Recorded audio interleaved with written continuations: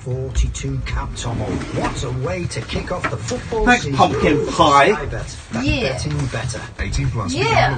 Max stake varies. See bet slip for details. Odds may be subject to change. Calling generals and majors. No bed, please. Blasted rhetoric. Generals and majors everywhere.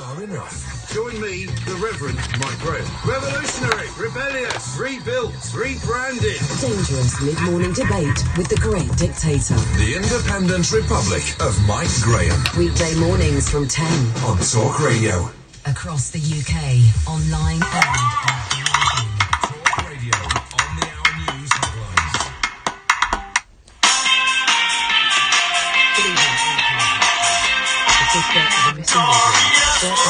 Tears as she made an appeal to help to find her. Samantha Eastwood was last seen leaving work at the Royal Stork Hospital a week ago. Yeah, officers are investigating reports of a scream coming from her home hours after that sighting.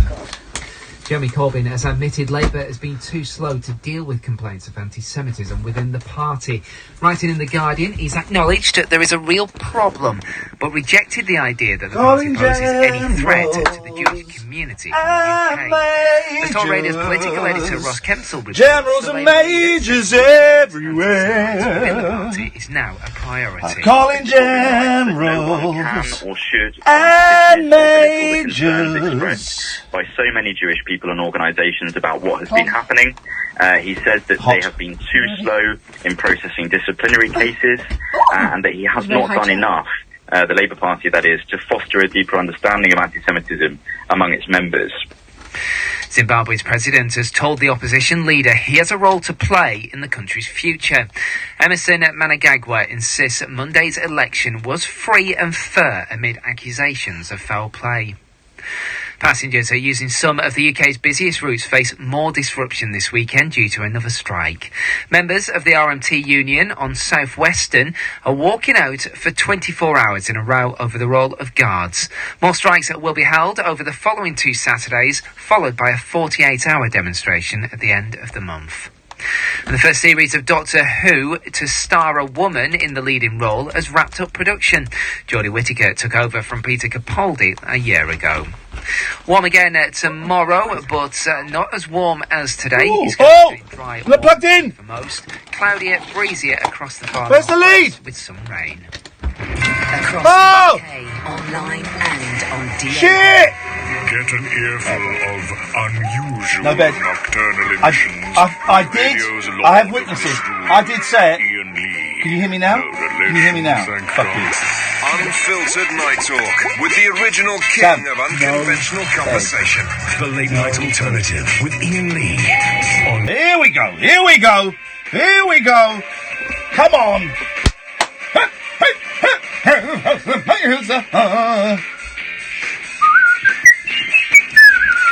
Oh, a bit dry on the whistle there. Try again, boy.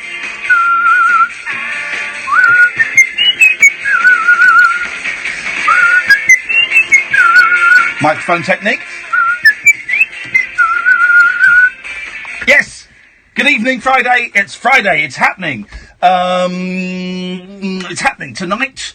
I'm Iain Lee. That's Catherine Boyle, the Late Night Alternative. Sorry, Catherine, we haven't got time for you to actually say anything there. Later on in the show, after midnight, Colin Moulding and Terry Chambers from XTC. They've got some gigs coming up as TC and I. It's a clever name. Playing the Swindon Arts Centre, man. First gigs they've played since 1982 or 83. And it's fair to say, they're cacking their pants. They're terrified, these guys. Colin Moulding, you know, one of the greatest songwriters, making plans for Nigel. Grass, King for a Day, Generals and Majors. I said to him, when was the last time you played your songs in front of an audience? He said 1983. He's done a couple of other live gigs with, you know, like, as like a sort of backup man for other acts occasionally. Not many, a handful. So we hear that it's a kind of a geeky interview. I think you'll dig it. They talk about playing together live for the first time in years. He talks as well. Colin, in particular, talks about his relationship with Andy Partridge and Dave Gregory from XTC. Ain't great. And also, I asked the question I wanted to ask him for ages, right? Because you talk about ecstasy, everyone thinks Andy Partridge, right? There's just a brilliant documentary that's come out about the band called This Is Pop. 70% of the interviews are with Andy, right? Okay, and he wrote the bulk of the stuff, and it could be argued he was the vanguard of the sound of ecstasy, but Colin actually wrote some of the biggest hits. And I said to him, do you ever feel like, what does it feel like seeing Andy get all the attention and you don't? And he talked about that, and it was lovely. I met his granddaughter as well, his 5-year-old granddaughter who's doing the splits in front of me, as 5-year-olds are wont to do. And it was delightful, and people are coming from all over the world to go to the Swindon Arts Centre, a place where I played there. I only drew 30, which is 10 more than Dodgy drew the week before. But they've sold it out. It's a tiny little venue, and it's great, and I'm looking forward to it, and I'm thrilled, and I went all the way to Swindon today. Beautiful drive through Oxford. Didn't go on a motorway, all through the countryside to get to Swindon. Oh, it's delicious. Nice cold water. Oh, lovely. So that is coming up after midnight, but before that, let's go to Barbara. Good evening, Barbara. Good evening, my dear. I've spoken to you once before. Prove it! Great, mate. Oh, hello. I'm good. How are you, Barbara? Well, I've moved up the list because there's such competition to be a suspiciously early caller. So, well, can I just say, you've beaten Alan Caddick, hasn't she, Alan? Hiya, Bob. There we go, you see? Whoa. You beat Caddick, Barbara. Whoa. I can go to Caddick if you want. I believe in ladies first. Okay, he believes in ladies first. What an old-fashionist. Goodness me. Yes. We're not allowed to call them ladies now. Birds. They're Birds. women, aren't they? They are. Girls football They are or sorts. Skirts. Sorry, Yeah. Catherine? whatever. Catherine is giving me... Well, I know what comes next, and Barbara doesn't want to hear that one. What one? The George Galloway. I wasn't going to say that. You usually do. Oh, for good... Terrible man. Terrible man, Barbara. You're saying George Galloway is a terrible man? A man who does nothing but big us up? You're calling him a terrible man? You a terrible man. Don't be so silly, Cat. Say it louder, son. Don't be so silly, Cat. Thank you. By the way, Barbara, I've got some news. Right. Kath isn't going to be here for the next 2 weeks. Oh, no. But there is some bad news as well. I won't be here the week after. So we've got 2 weeks sans Catarina et un filet de lundi, mardi, mercredi, jeudi, vendredi, dimanche, parler sur non et en lait avec la transmetteur. Where might you be going? J'aime how do you say New York?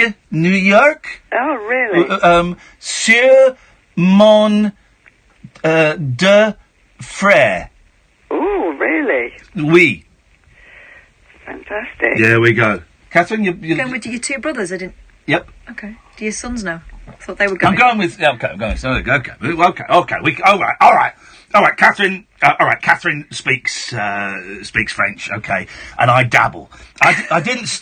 You may be surprised to know, Barbara, I didn't study French, yet I can pass. I noticed how brilliantly you did just then. Merci beaucoup. Except, as a Frenchwoman told me the other day, you can't say merci beaucoup because that means nice arse or something. They don't do that, do they? No. If you say beaucoup, that does mean... Yeah, Frenchwoman told me merci beaucoup. But we just say, thanks very much. And Yeah. we think we should do the beaucoup thing that we shouldn't do. I think we should because I want to prove that Britain is, despite everything, it will be better after Brexit. It'll be great again. We're won't it?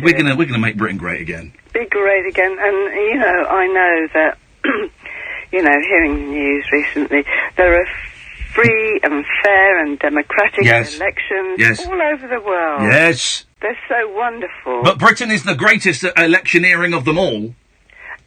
Absolutely. Why not? Why Well, the hell not? but Trump, I do wonder, because I think he copied you. Oh, Trump's totally ripped off my style. In which way do you mean? I mean, with your wonderful, unique style of maths. And that he's turned it into fake this, fake that. Fake this, fake that. Yeah, and I'm sure he listens to you all the time. I'm sure he does. Barbara, was that... I'm enjoying this ramble down conversation lane. I know, and you gave me the biggest accolade last time at the end of the call saying, what the hell was that call about? Yeah, we go, and I feel that it might get the same treatment. What was the thrust? Why did you... When you picked up the old telephono and dialed the numbers, what was going through your mind? What did you think you wanted to talk to us about? And let's maybe grab that and grapple it with our mouths. Whatever. You know, you do give a little tempter at the beginning. Little jump to it. Show. Little jump to it. Yeah. But there were things that I wanted to say to you. You've allowed me to say that. Are we done?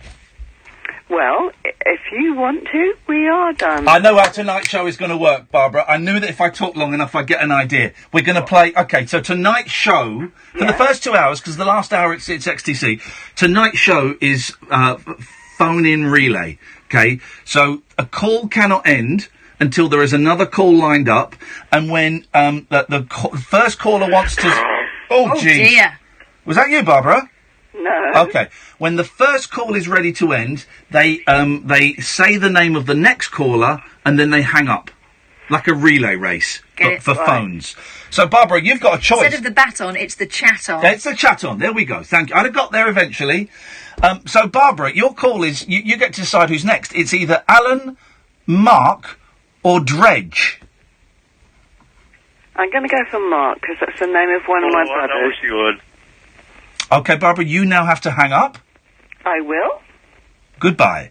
Bye. Mark, your turn. Le Marc. Sorry?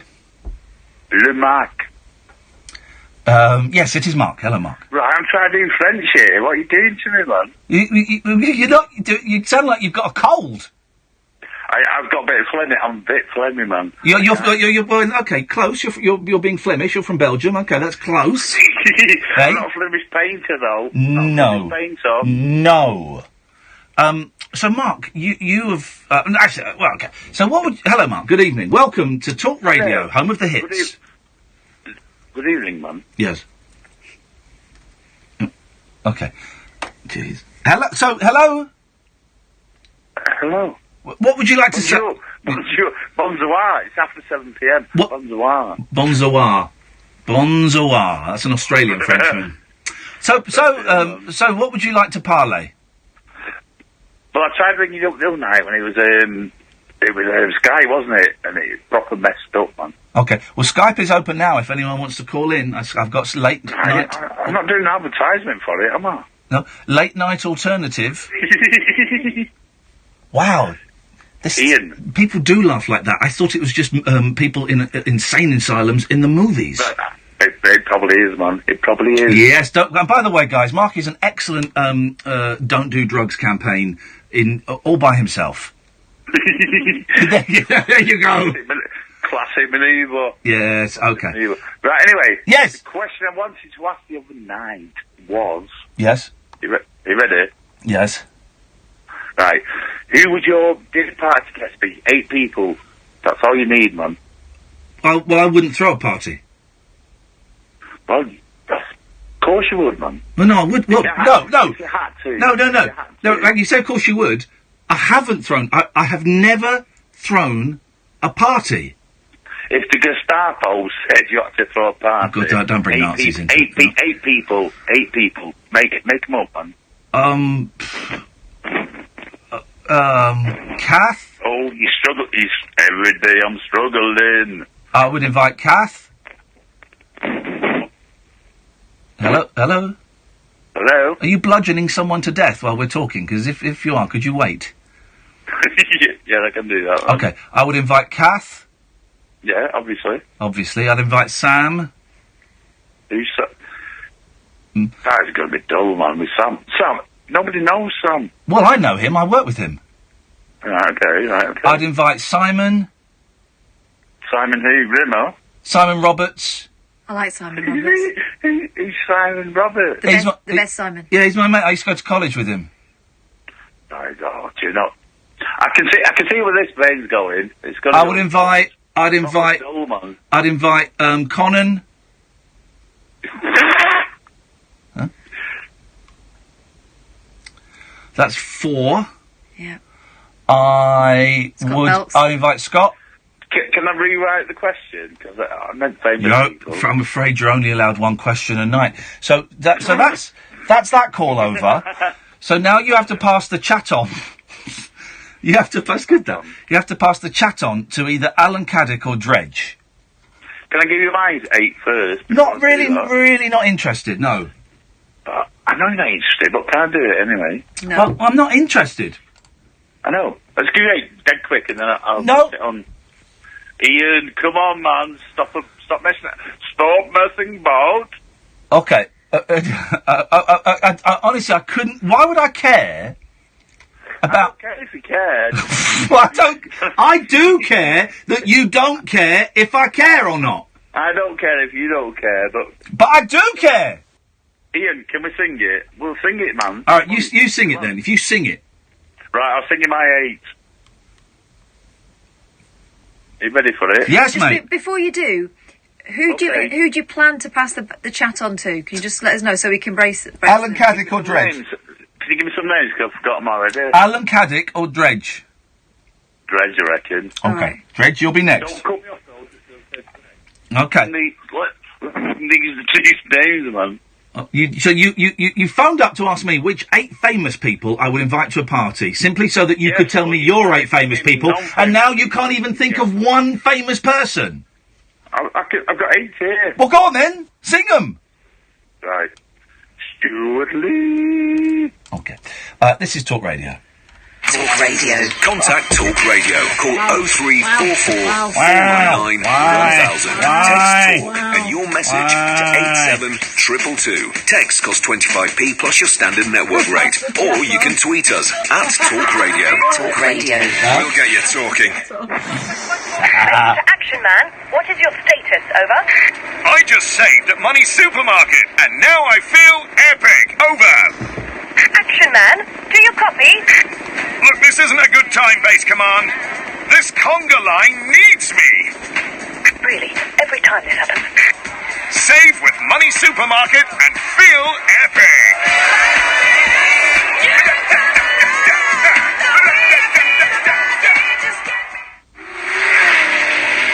Through to the last quarter of the lap. Crutchlow has the advantage. Ferocious hitting from Williams.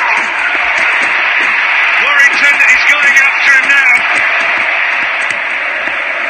Calling Jones. WTA Championship Boxing, exclusive UEFA Champions League, plus loads more. Take them all on with BT. From generals and majors everywhere. Virgin Atlantic fly to an amazing 230 US destinations. That's so many you can discover everything America has to offer. And we mean everything. Like a buttery lobster roll in Boston.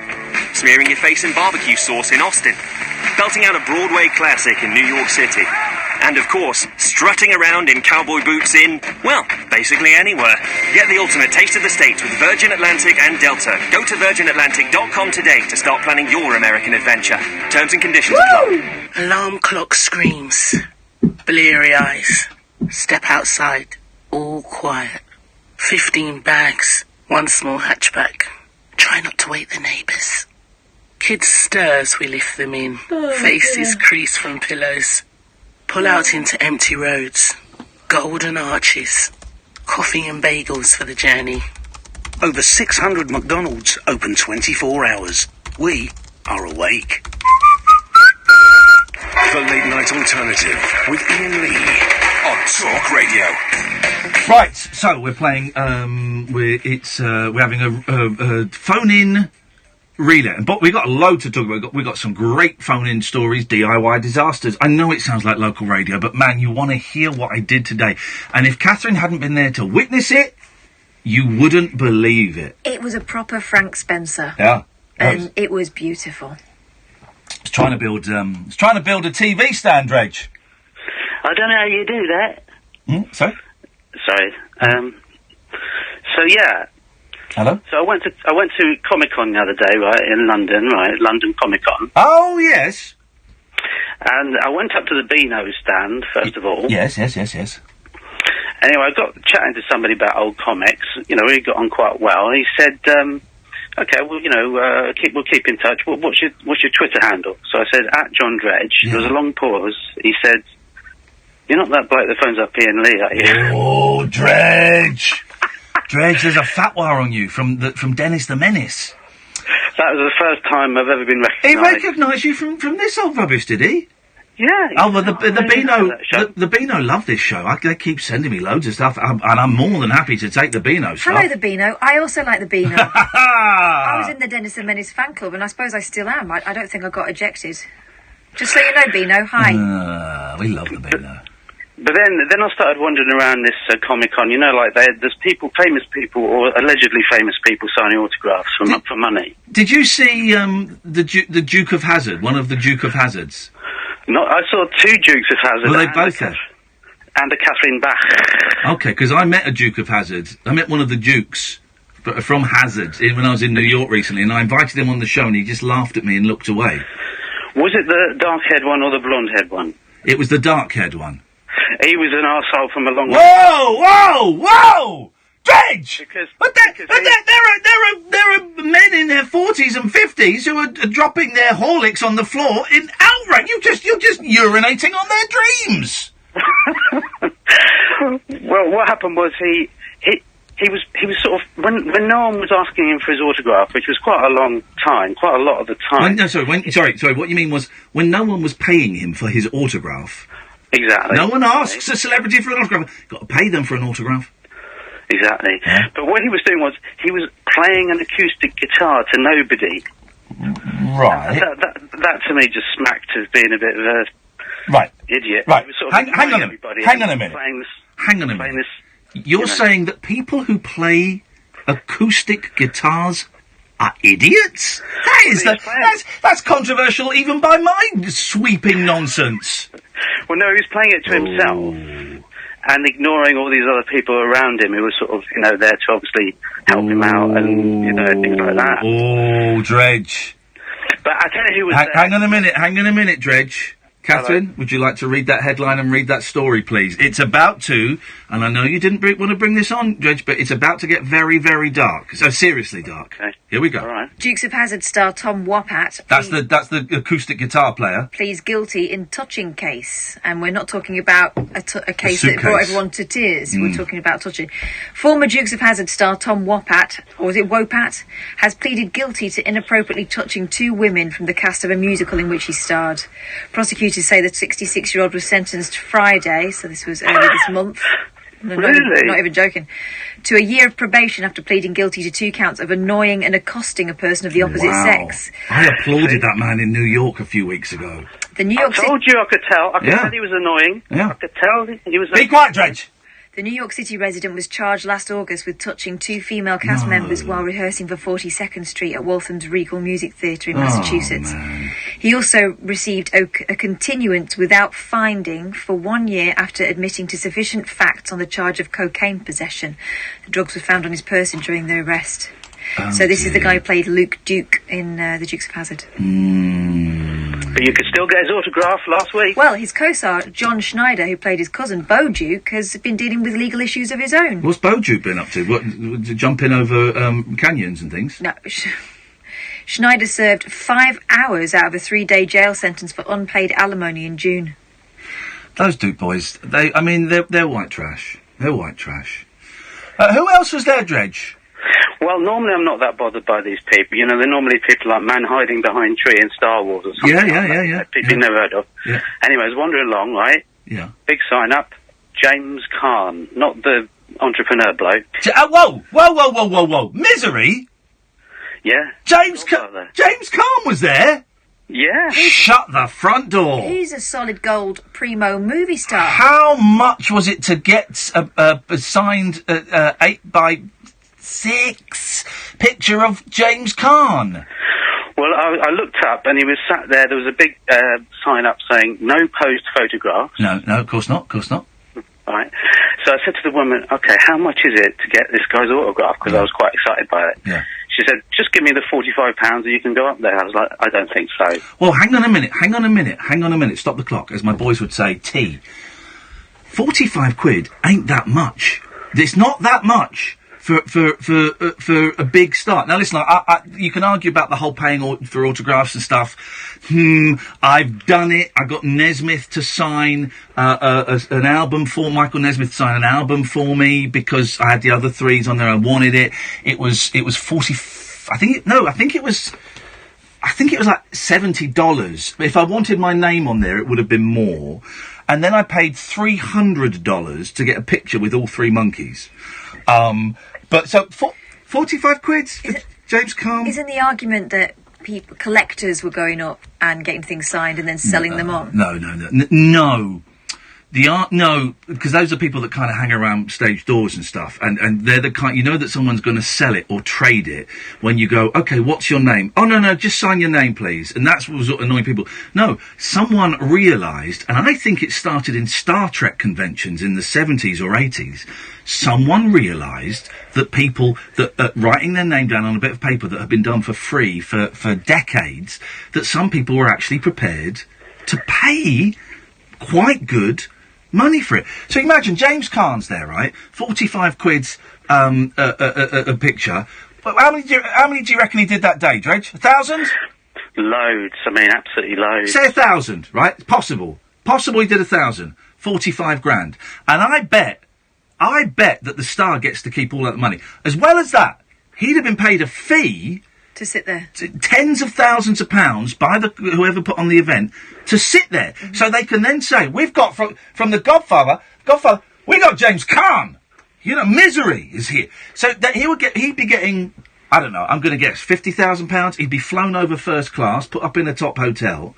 And it's all a money-making, I was going to say racket, but that makes it sound dodgy. It's not. People are prepared to do it. So why the hell not? Well, I was wondering how much I could have charged that bloke who recognised me for mine. Absolutely nothing. Yeah, I was thinking about that.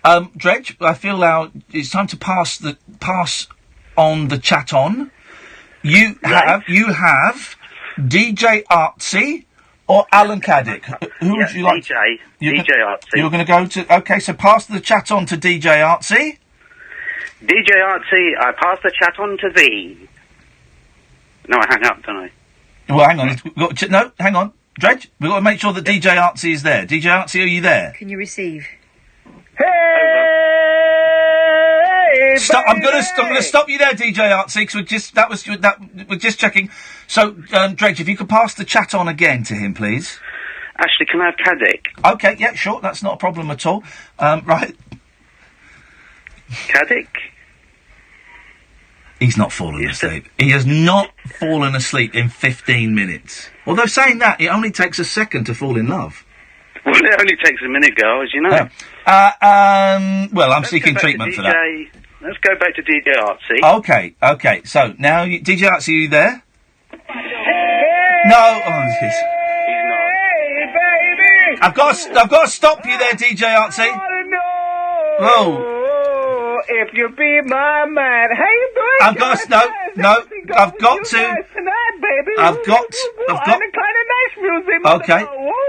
to stop you there, DJ Artsy, because now Dredge is going to pass the chat on to you. It's like a baton, but it's made of conversation. Oh, is he there? He's there, I think. Hello. I passed the chat on to you. How you doing? Please be quiet. Please be quiet. Oh, zip. Zippity zip. Yes, please. Yep. I pass the chat on to you, DJ Artsy. Thank you very much. Okay, and so Dredge, hang on a minute, please. Flipping heck, man. Hey. Right, hang on a minute. It's Friday night, everybody. Please be quiet. Please be quiet. Dredge now has to hang up. Oh, I can't believe Caddick's asleep. No, sleeping fit. So you've got to hang up now, Dredge. We can't even talk to you. The chat is off for you. Okay, right. Goodbye. Okay. Now it's your. What's going on, man? Now it's your turn. It's a feature I thought would be quite good fun, but actually it's atrocious. It's your turn now, DJ Artsy. No, my name is not DJ Artsy. It's DJ Artsy. You remember me, Iain? Me and you wrote a record in Vienna. Yes. Many years ago. About 20 years ago, I think I bought it. It's a long time ago. And we have made a lot of money together, right? Yeah. Well, I don't know if we've ever actually met. Well, no, because we were in the bar together, me and you, man. Yes. This is DJ Artsy. Why have you put Artsy on the screen, Sam? Millennials. He's a good kid. And listen, he was singing the song, man. Yeah. Yes. He was singing the song in the room. Who was? Your friend who answered my phone call from Austria, man. Okay. Anyway, listen. Yes. Listen, it's very important. It's a very hot Friday night. Everyone's brains are fried. No. Party time, man. I'm the kind of Nash music, man. Okay. Ring a ding ding dong. Yes, sir. Friday night. Don't do that, man. Don't bring the party down. No, the party is. By the way, 0344 499 1000, because someone's got to take this baton, or the chaton, off of DJ Otzi. And I think Alan is still. He's asleep, man. Are you asleep, Alan? I'm still here, boss. Okay, he woke up. Okay. Hey, that's lucky for me, because he would have been on before me if he had have been awake earlier on when the fella passed on the baton. Okay. Anyway, listen. Yes, mate. Here we go. 5, 4, 3, 2, 1.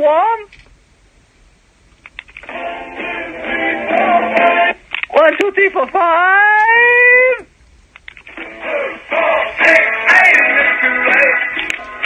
2, 4, 6, 8, motorway.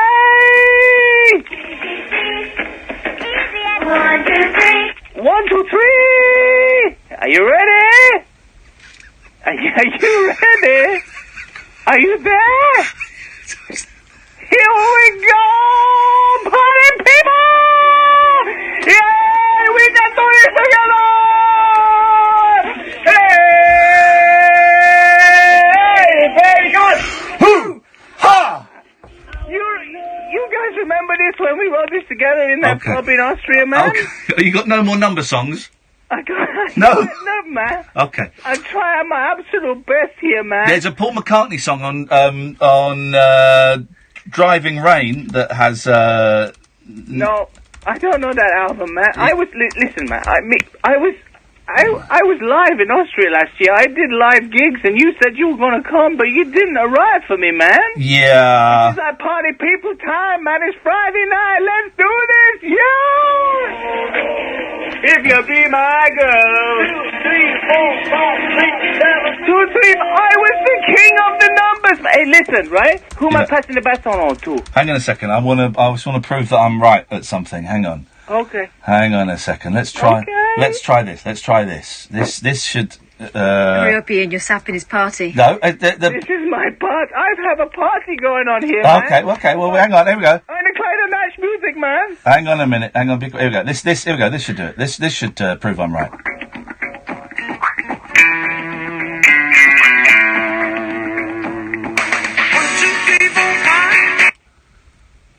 It's very, very good, man. Hey, listen, guys. What are you using over there, guys? Let's go there and back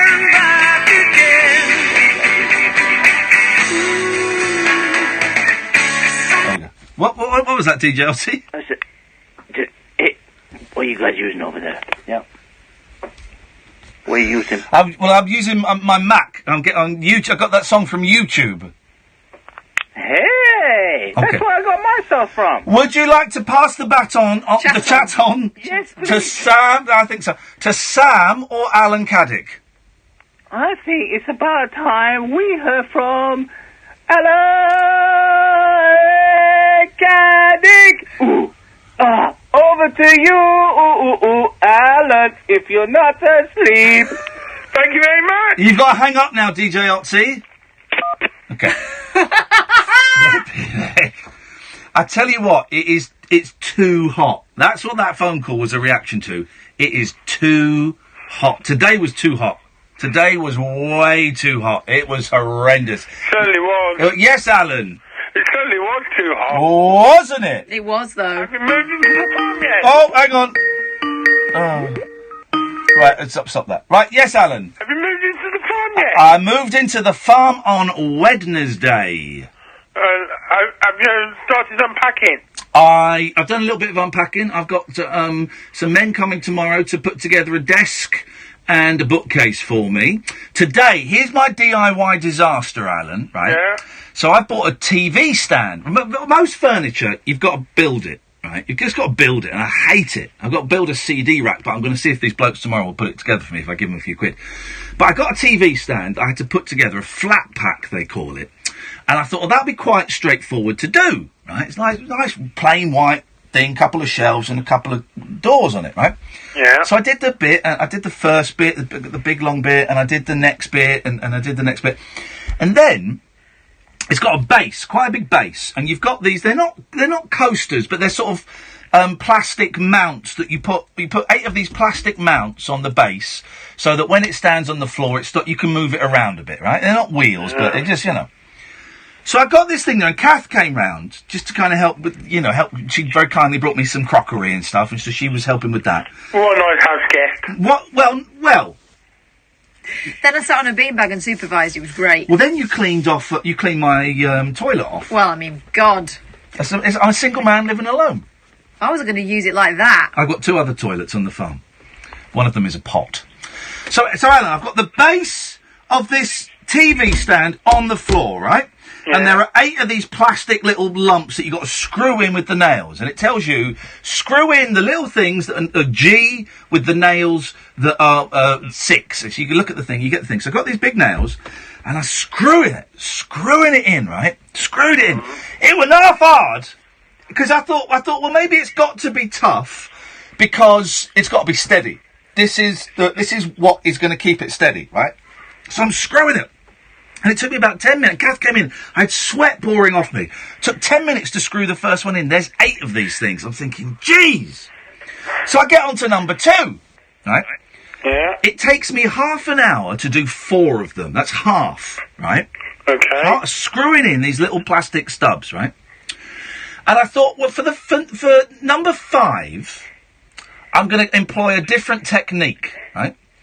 I'm sort of going to lie on my side on the floor. So it's on the floor. I'm going to lie on my side on the floor, my left-hand side. So my right-hand side, the pressure is on my right-hand side, and it might make it a bit easier. Give me a bit of purchase, right? Yeah. So I got the stub and put it on the base of the thing, and I got the nail, and I put the nail in, and I thought, hang on a minute, something's not right here. So I put the nail out, and I was looking at it. And then I got the nail, and I stood it up next to the piece of wood I was screwing it into. Yeah. Do you know what I found? What did you find? That the nail was about 3 times the thickness of the piece of wood. So, I'm going, So then I tried to lift up the base of the TV stand that I'd screwed 4 nails into. And do you know what I'd done? What did you do? I screwed it into the floor. It's lovely wooden floor, right? In this cottage that has not been touched in years. I'd screwed 4 massive, 3-inch screws into this thing, and I couldn't lift it up. And I said to Kath, you're not good. I was really embarrassed because Kath was sat there. And I said, you're not going to know. She said, what, have you done it upside down? I said, no. She said, have you done it back to front? I said, no, watch this. And I tried to lift the thing and it wouldn't move. No, but on the upside, your telly won't go anywhere, will it? It was screwed. So I had to screw everything. And the screws I was meant to use are like tiny little ones that went in really easily, of course. Because it's only the little plastic stubby bits at the base of the thing. Oh, no. I've ruined the floor. I thought you took it very well. Well, I had to, because you were in hysterics, and I couldn't have done what I wanted to do, which was to F and Jeff.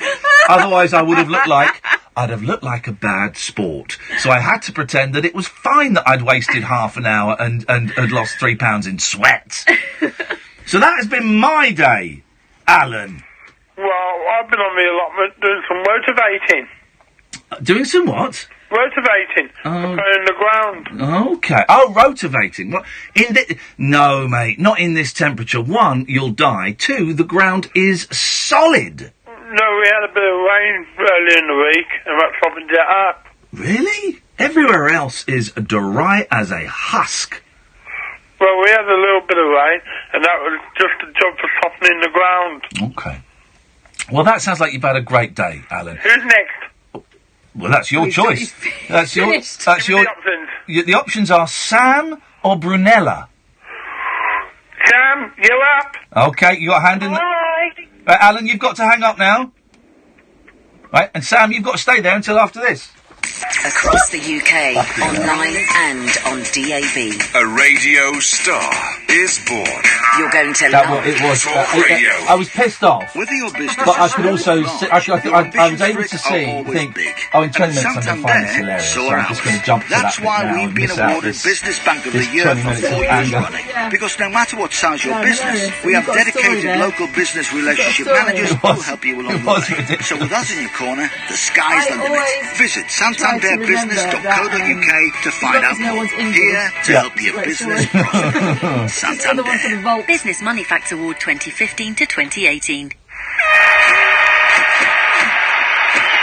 That was a clean knockdown there for Darren Till. And an opportunity now. Johnny May zipping across the field. Match point for Williams. Alexander-Arnold towards Mo Salah. Oh, look at that! That is Henry's done last week. Gallagher Premiership Rugby, WTA, Fuck that! Premier League games, plus loads more. Take them all on with BT Sport. Be there, BT. She's always inviting me to gigs, asking me to help her with her coursework. Then she goes and invites me to lunch at McDonald's, and we try table service. It's all a bit romantic, isn't it? Sitting here, just the two of us. Looks like I'm officially getting out of the friend zone. Okay, Scott. Talk later. Love you. Maybe not. The moment you realise there are plenty more fish in the sea. Brought to you by Table Service. McDonald's. Good times made easier. Selected restaurants only. Find your nearest at mcdonalds.co.uk. You want a quality van at an everyday price? Well, this could be just the deal you're looking for. What's that coming over the hill, Van Monster? Right now at Van Monster, we've got incredible offers like these 2016 Ford Transit Customs from only £191 a month, with features like a 5-day money-back guarantee as standard. See all the vans and all the deals right now at vanmonster.com. Conditions apply. Deposit payable. Offers to business users only. Greetings, Earthlings. We come in peace. We wish to communicate with your leader. I'm Howard Hughes. Join me this Sunday night from 10 for a trip into the outer limits. Untwist the lid on Talk Radio's specimen jar of the psychic, the supernatural, and the simply unexplainable. The Unexplained with Howard Hughes. Sunday night from 10. Earth time on Talk Radio. The Late Night Alternative with Iain Lee. On air and off the leash. On Talk Radio. Okay, so we're doing phone-in relay. You phone in and you talk, and then you pass the chat on to the next caller. Now, what that means is, if there's no caller next, you can't go. You've got to stick it out. But we went to Sam before the break, and Sam, just to let you know... Sorry? Hello? Just to let you know, Sam, that after you, and I think that'll be quite soon, we've got Nigel, or we've got Brunella. You sure it's not Prunella with a P? It's Brunella with a B. Okay, okay. So, Sam, what would you like to say? Well, this is the first time I've listened to your show. Okay. You want your money back? No. I'm quite a fan. Actually, I listened to it for about 5 minutes when you were talking about Meghan Markle's dad the other night. Yes. And I was giggling when I was listening to you. Okay. And I thought I'd give you a call and just say hello. I think it's a great show. Hey, thank you, Sam. So, hang on a minute. How did you discover this show? I'm always intrigued because there's not much advertising for this station. How did you discover it? I've got DAB in my car and it just appeared. Oh. And I was driving home from work and I heard your voice. Oh, I like that. It just appeared. And that is because we have actually spent £25,000 on ghosts to go around and retune people's car radios without them knowing. Spooky. But I've got to say, it's great. Are you in the Indy 500 or something? or at Brands Hatch? Lucky What races. What is going on there? I don't know. I'm in the West Midlands. It's all a bit odd. Oh, I know the West Midlands. I worked in the West Midlands for a while. I know. I dig it there, man. It's kind of cool. Whereabouts? How? Well, I worked at the in Birmingham in what do they call it? The post box, the mailbox, the mailbox. Yeah.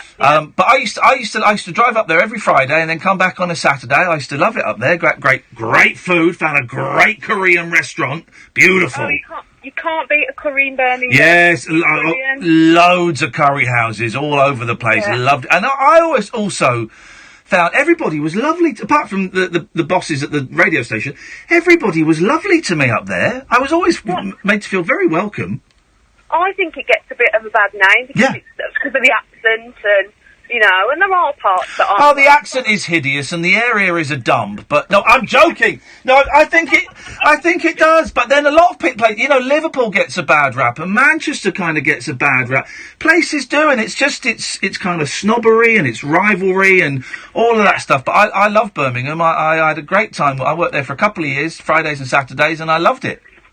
Oh, yeah, it's brilliant. It's, you know, I can't knock it, and it's, I work in Birmingham, and it's just, any time of the day you go out, it's full of culture, and it's friendly. Yeah. And, yeah, it's fine, So, how are you coping with this heat? It was too hot today, wasn't it? Well, it wasn't that warm here. Oh. It was quite overcast. That explains the rotivation. Yes. And I was in the pub this afternoon, and it was cloudy and overcast. Oh. So it wasn't very good. Oh, mate, well, it sounds like you've had a nightmare. Well, I was in the pub, so it can't be that bad. Tell me you've got a few bottles or something in the fridge for when you get home. Yes, some Parma Violet gin. Parma Violet juice? You know, gin. Parma Violet gin? Yeah. Yeah. That is disgusting. I mean, I don't drink anyway, and I was never a gin head, but that is disgusting. I love gin, but Parma Violets is like soap. Oh, no, it's lovely with lemonade, not tonic water. Okay, well, it's making it a bit classier. Yeah. Sam, have you got anything else to say, or are you going to pass the chat on? I'm going home. You can either pass the chat on to Nigel from Maidstone or Brunella, your choice. Brunella, she sounds excited. She does, doesn't she? All right, Sam, you have to hang up now. No problem, bye-bye. Bye-bye, take care. Bye. What a lovely lady. Wasn't she nice? Okay, she's gone. Brunella. Hello. Hello, how are you? Mixed. How are you? I'm okay. You sound like you're losing your voice. Yes, it's stress, I think. Stress? Yes. What's stressing you? What's going on in your life? I've lost my job today. Oh no, mate! I know. Oh, I'm so sorry. I'm so sorry. Was there any reason? Cutbacks, terrible behaviour? What happened? No, I'm awesome. I bet you are awesome. Change of interest in the company. Did you like the job or? I did. That's why it sucks. Loved it. She said sucks. Oh, well. She said sucks. Where is I'm trying to place your accent, and because your croaky voice is just slightly clouding your accent. Where are you from? Brazilian. Brazilian Brunella, fantastic. Yes. Well, I suppose you came over here for the weather. That would be that. Oh, of course. Of course. Actually, yes. So what have you called in for, Brunella? What can we do for you? Well, because this is the first time ever I heard your radio show. My boyfriend just introduced me to you. Okay. And I was like, you know what would be fun? Yeah. To give him a call and tell him about the shit they have had. And I keep swearing, I'm sorry. That's all right. Don't do it anymore. So, so how did you find out you'd lost your job? Did you kind of get called in? Did you get a text? Some people get sacked by text. Oh, God, no. No. No, it was face-to-face stuff. And what did they say, Brunella? Did they say, look, you're just too Brazilian for us. You have to leave. Brexit, Brazilian Brunella, Brexit. Oh, it's Brexit. I'm also Italian, though. So no, it's just change of interests, and our division became useless. So, nah. Wow, the old change of interest line, huh? Oh, yes. So what are you going to do? Please tell me that you are hideously drunk or high this evening. No, I'm not. I'm neither. I'm just recovering from a bad cold in that stage where your voice just leaves you too good. So, yeah. That sentence kind of just peaked out. Drunk or high, no, just... Okay, well, what can we... I feel we ought to do something, Catherine, to cheer Brunella up. I need to teach her some Portuguese. Why don't I teach her some Portuguese? You want to speak to some Portuguese? She wants to teach you some Portuguese. No, I want to teach them. Well, I tell you what. Well, Catherine, do you know any Portuguese? A little. Hang on, Brunella, because Catherine is a linguist. She's excellent at French. She's excellent at Spanish, and she's got one of those brains that can kind of sort of work out Latin-based Well, language. I did Portuguese at university for like 3 months. Please speak. I'll get some appropriate music. You guys speak. I only know things like a Senhora Santos, Mrs. Santos. Portuguese from Portugal. Okay, Yeah. so we have to speak slow to me. And what else do I know? Falas Português? Yes. No, in Brazil, that would sound like fala português. Ah. So it sounds exactly the same. No, it's clearer. This is the problem. No, it's different, yeah. The problem I had with Portuguese is I speak Spanish, and so it looks like Spanish, but then when they used to speak it to me, it sounded like Russian. They ate all the words. Oh my god, yes. Everyone says that we sound like we're speaking Russian when we're speaking Portuguese very fast. Well, hang on, oh my god. It's giving me World Cup flashbacks. I don't like it. There we go. Great theme. Great theme tune. So tell Anthem, they call them anthems. Tell don't us they? something in Portuguese that will impress our friends. Oh my god. You can say, let me think. Let me have a think. Está, you can complain about the weather in Portuguese. That's classic. Yeah. Está quente. My crooked voice doesn't help. Está Genki. Quente. Genki. Hoje. Está Genki hoje. So it's You're basically saying that it's hot today. Está Genki hoje. Hoje is like hoy in Spanish, which is today. Hoje is Hoje, which is today, yeah. Yeah. Genki means Genki means are you okay in Japanese? Is it? Genki desu ka? Does it? Well, Yeah. you know the Japanese word for thank you comes from the Portuguese word. Konnichiwa. Arigato. Obrigado. No. Yes. Really? Yes. So what does Genki mean in Portuguese? Genki. How'd you spell it? Hang on. She's go on. She's trying to translate it. Come on. Genki is hold on. I need to have a cough. You have a little cough. Genki means hot. Hot. It's Kuente. Oh, that's a very dangerous spelling. Kenti. That's a very dangerous spelling over here. Wowzers. Okay. What are you doing for this weekend, Brunella? How are you gonna lift the blues? Oh my god, I'm so rock and roll. I'll probably watch Christopher Robin in the cinema. Oh no, don't. It looks awful. No, don't. It's had. The reviews have come out today. It's had terrible. It's had terrible reviews. It's bad reviews. The worse the review, the better the film. I've seen Mamma Mia too. It's reviews, great film. Oh well, she's freestyling. She doesn't care about I think all the films at the moment are a bit ropey because we went and saw the Ant-Man and the Wasp, and I liked the first one, and I thought the second one was all right. It was a bit of fun. It was all right. The Christopher Robin looks awful, and it's had terrible reviews. Well, she loves but it's got Winnie the Pooh in it. How can you not love it? Because I find Winnie the Pooh quite boring. I've always my kids like him. I've always found it dull. Well, I hope you enjoy it. Listen, Brunella, we have to pass. Thank you. Who is your boyfriend? Has he ever called in before? He has actually. He's listening to me and probably laughing. Who is this guy? Away. Called Tom. Tom. Yes. Tom, do you know? Give him a shout. We've definitely spoken to a Tom. Well, hey Tom, big up yourself. He probably called when he was like 15. So. Okay, right. Well, we prefer you anyway. Well, Tom's, well done, Tom. Should I choose who's next? Right, yes, well, you've got a choice between Nigel or Nigel. Oh. Is any of them the Farage? Because I'm not choosing that one. There's no Farage. They're both Nigel from Maidstone. Oh, so Nigel won. Nigel won. Okay, you've got to hang up, Brunella. Thank you for your call. Okay. Thank you. Bye. Thank you. Bye-bye. Hang up. There we go. I like her very much. Yeah, we're getting some really cool new callers. And sorry, Skype, I'm ignoring you. We'll come to you after the news, I promise. Nigel from Maidstone. Oh, hi, Ian. Hello, Nigel. What's the latest? I've been back to see Mum twice today, but the second time I went back, she was in so much pain that I couldn't stop No. to tell the doctors to give her some painkillers. Yeah. She hardly recognised me. When she was looking at me in a dream, she couldn't really see me properly.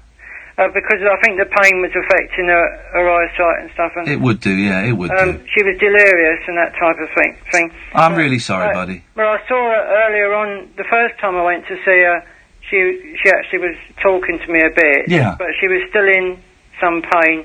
But she's got this sort of a serious thing on her bottom or back. She's got Bed sore? well, it's worse than a bed sore. It was an ulcer. I think it was an ulcer. Uh-oh. And they have to keep turning her over. Yeah. They keep turning her to get rid of the pain. But I'm hoping that the pain's gone off a bit now. Yeah. You know, or Well, something. she's in the right place if she's got an ulcer like you that. think if they can control the pain, that she might get better? Nigel, I wouldn't like to say, mate. I really don't I've got know. to say hello to my friends in Tunbridge Wells. Okay, well, listen, you stay there. Can you come back? If you stay there, and we'll talk to you after the news. Is that all right? As well. Of course you can, mate. Yeah, fine. We'll speak to you in a little bit. Now, lovely clip of Nigel. Nigel's mum's very poorly at the moment, and he phoned up last night to sing a Miley Cyrus song for her, and it got us, genuinely, it's not even me doing a piece now, it got us all, you know. There's a clip of that floating around. Nigel's gone viral. We'll speak to you in a bit. 0344 499 1000. This is the Late Night Alternative with Iain Lee and Catherine Boyle on Talk Radio. Talk Radio. Listen. Phone. Talk. Talk Radio. We'll get you talking. The Dictionary of Driving by Mazda. Today, the letter B. B is for biztelligent. Mazda CX-5 company car drivers are biztelligent. They always make the smart business choice. Because with real-world CO2 emissions from 130 grams per kilometre and benefit in kind from just £137 per month, it makes perfect business sense. Prove you're biztelligent by choosing our mid-size SUV, Yeah, the she was 2018 Mazda CX-5. Search Mazda Nice Fleet. callers. Mazda. Drive together. Company car tax at 20%. CO2 emissions based on new WLTP testing procedure. Right now at Homebase, there's half price on selected kitchen doors and drawer fronts. Homebase, always your home, always low prices. Excludes clearance outlets. With new BT Plus, you'll get our best connection whether you're using our fastest fibre speeds at home. Oh, I'll have a cold water, please. I'll have a cold porter, please. Or extra 4G speed with double mobile data when you're out and about. Wherever you are. Whatever you're doing. You won't miss a beat. New BT Plus, fibre and 4G together. Our best connection in and out the home. BT, be that. Keep connected promise, extra speed 4G and double data on BT Mobile. Speed varies by location, coverage and demand. Across the UK, online and on DAB. Talk Radio. On the hour news headlines. Good evening, I'm Carl Hartley. The sister of a missing midwife fought back tears as she made an appeal for help to find her. Samantha Eastwood was last seen leaving work at the Royal Stork Hospital a week ago. Sky's reporter Fraser Maud is in Stoke and says police are increasingly worried there's no trace of her. Police say that is something which is very unusual and actually quite difficult to do, to not be picked up by CCTV cameras, for there to be no trail of money being spent on bank cards, no mobile phone records, no social media records. It's very unusual. The youngest woman to be convicted of plotting a terror attack in Britain has been jailed for at least 13 years. The British Museum was one of the possible targets for what 18-year-old Safa Bula from Vauxhall was plotting with her mum and sister. The Labour leader's insisting he will drive anti-Semitism out of the party for good. Jeremy Corbyn's written in The Guardian, but it's been described by a campaign against anti-Semitism as vague and meaningless. Now there's calls to reform the UK tax system so online retailers don't have an unfair advantage. It comes after Amazon's tax bill fell by £2.8 million, despite its pre-tax profits trebling. Assad Rayman from campaign group War on Want has been telling Talk Radio it needs to be a level playing field. If businesses on the high street are paying fair wages, living wages to their employees, if they're paying fair taxes on their profits, why should multinationals be able to hide behind these army of lawyers to be able to structure their companies that they can move all these profits all around different parts of the world and be able to declare them in different countries? And Frank Lampard's made a winning start to his first competitive game in charge of Derby. His side came from behind and grabbed an injury-time winner to get a 2-1 victory at Reading in the opening championship fixture of the season. Now, most of the country will be dry and sunny, a few showers mostly in the northwest though. Another hot day in the southeast, fresher up north. The Late Night Alternative with Iain Lee on Talk Radio. We have... I love that song.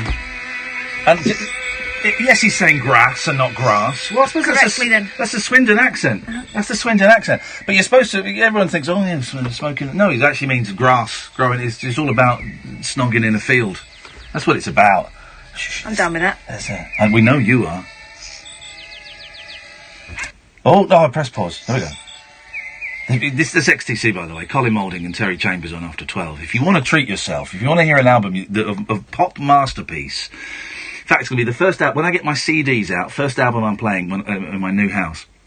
Although on my dance set record player today I had the best of John Denver. But the Skylarking by XTC, what a record.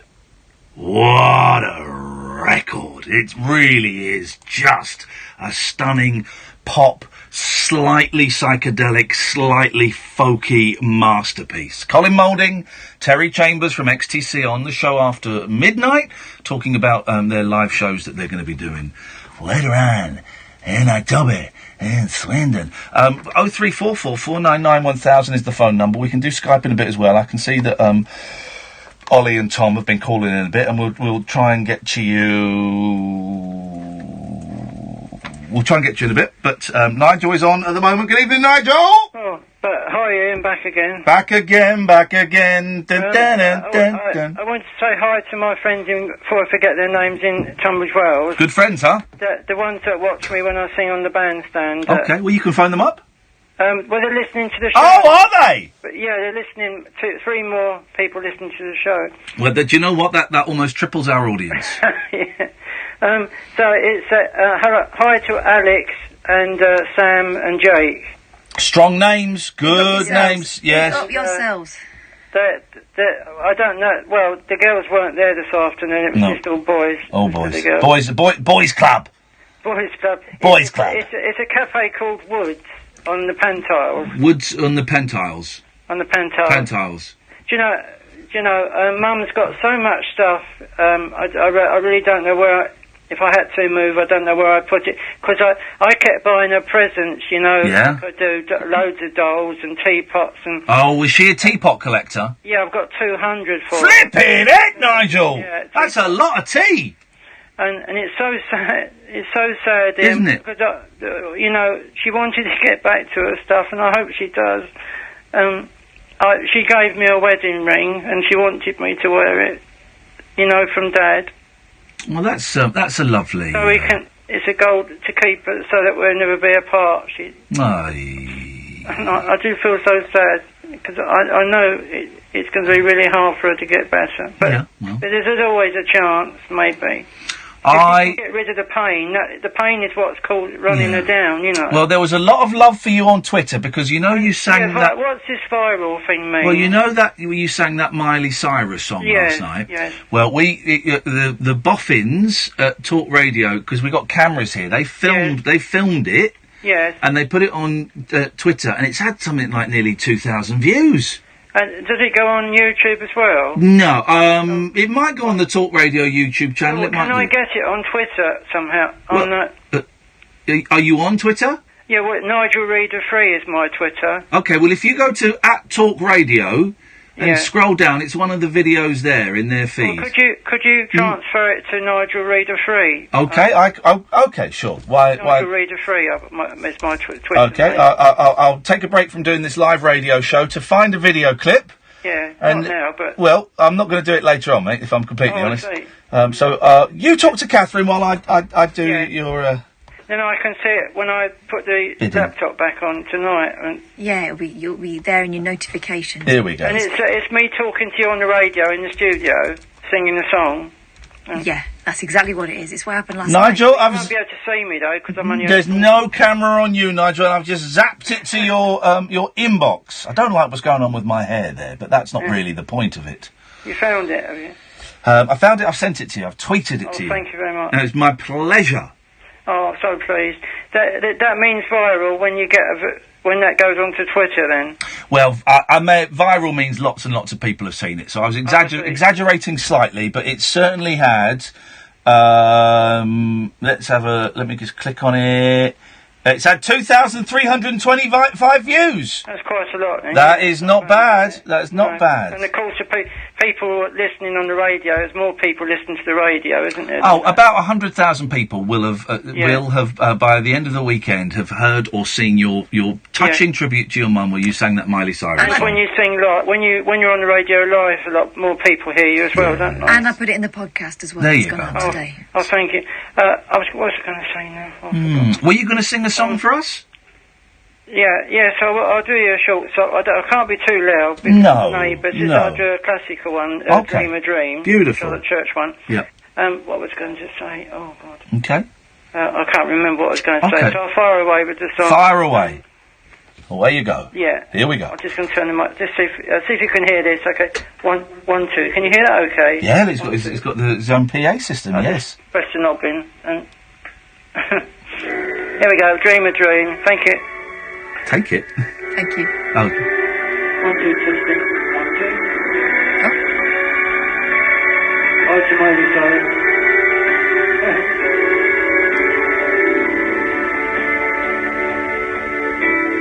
When the night is still, the music's a little bit too loud. Nigel! We can't hear him. Well, I don't want to. Just fade him down a bit, Sam, so he's still there, because I don't want to, to cut him off or anything, but music's a little bit too loud. It's tricky to get that mixing done. Yeah. It's tricky to get that mixing done. He won't have a roadie there, will he? Mm-mm. So, funnily enough, about 2 months ago, my son asked for my wedding ring. He said, "Can I have it?" And I said, "You know what, that's an excellent question." And I sat there and I thought about it, and I said, "I'm going to say no for now, but let's talk about it again at a later date." Yeah. Seems a little bit, because it's a nice ring, and it's, as wedding rings are, they're more symbolic than anything else, and, when you put them on, they're symbolic of hope and the future and love and trust and faith and all these things, and when you take them off, they are symbolic of failure and disappointment and heartbreak and upset and maybe arguments and all different kinds of things for different people. So for the last, I took it off just before I went in the jungle, and so for the last 8-9 months it's been by the side of my bed. Now it's in my wash bag, because that was the only kind of safe place that I knew where if I put it there I won't lose it. I don't know, this is a genuine question, right? To divorced people out there, I don't want to make this show into the divorce show, because flipping it's boring, but what do you do with your wedding rings? I can see myself at some point, 10, 15, 20 years from now, giving it to one of the boys if they want it. I think it seems a little bit too soon to do. What do you do with them? You can't chuck them. I suppose if you've had a big falling out with your husband or wife, that chucking them might seem appropriate. If it's been a very toxic marriage, mine was not necessarily toxic, so I don't want to do that. So I don't know what you do with them. Keep them? Do they lose their power over time? They must do. The magic has to fade out of it at some point.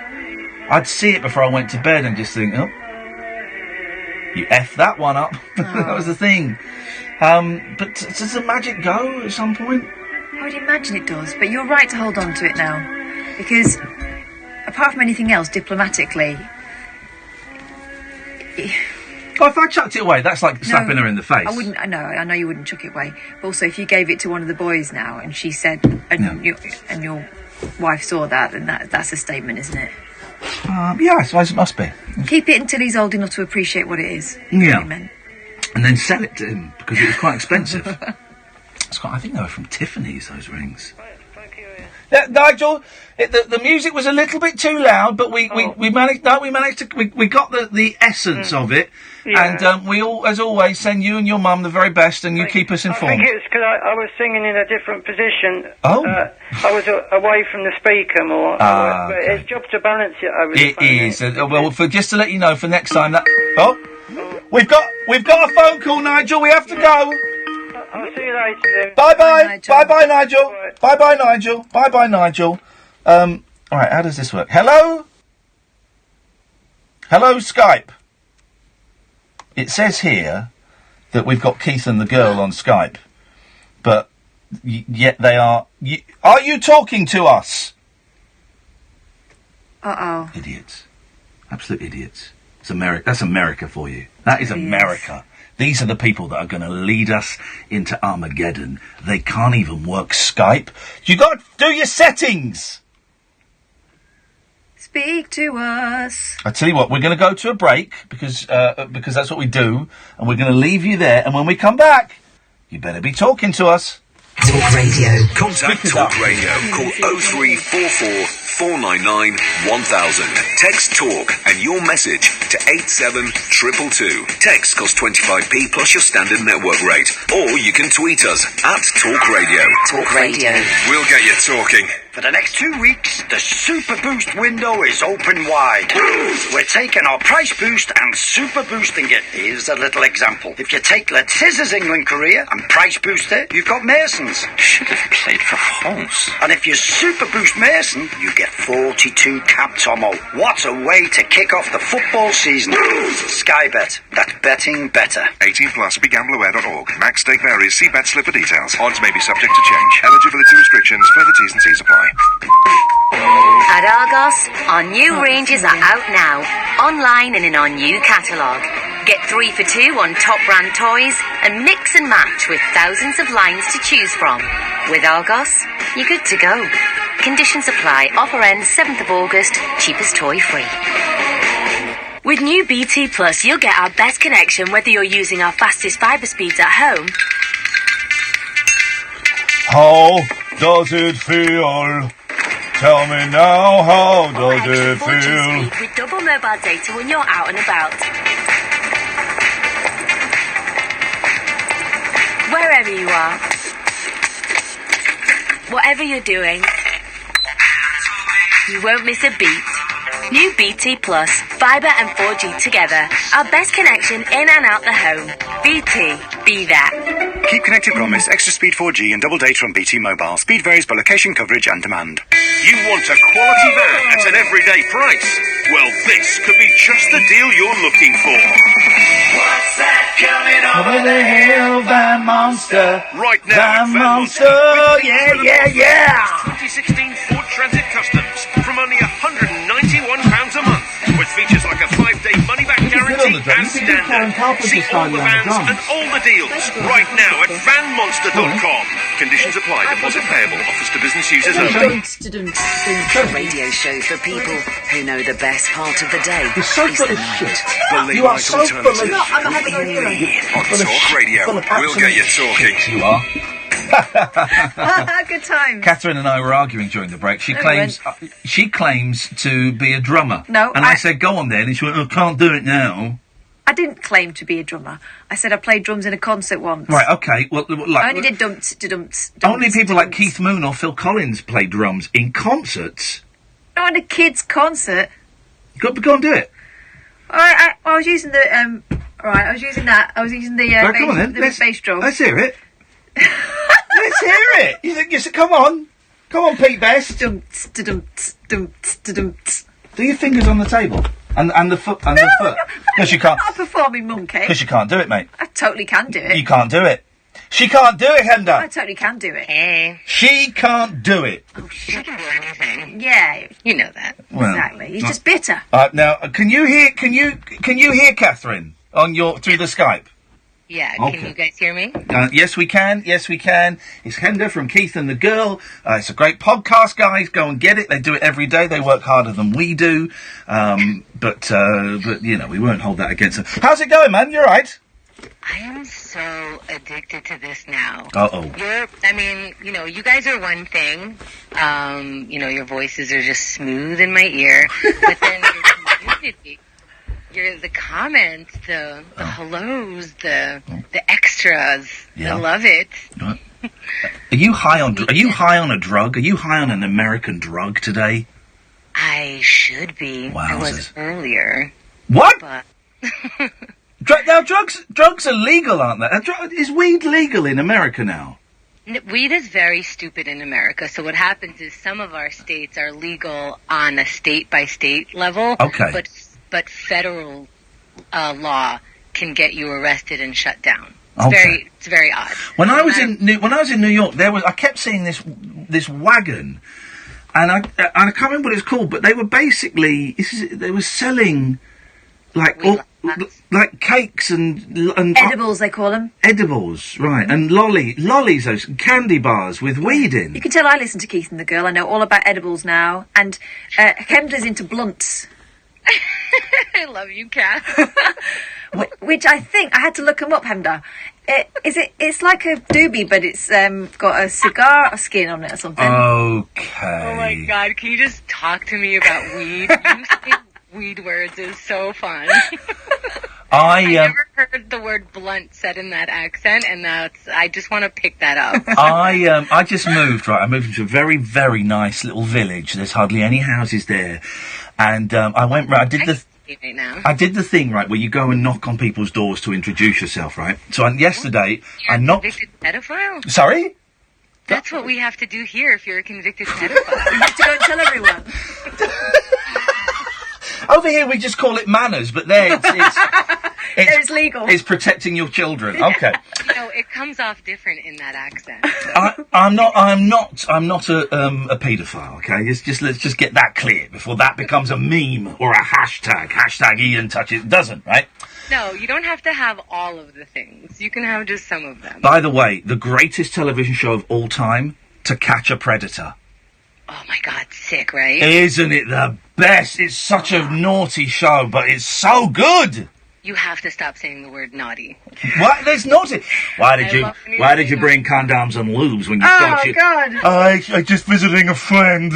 I'm gonna go now. And then the police pounce on them. Yes, man!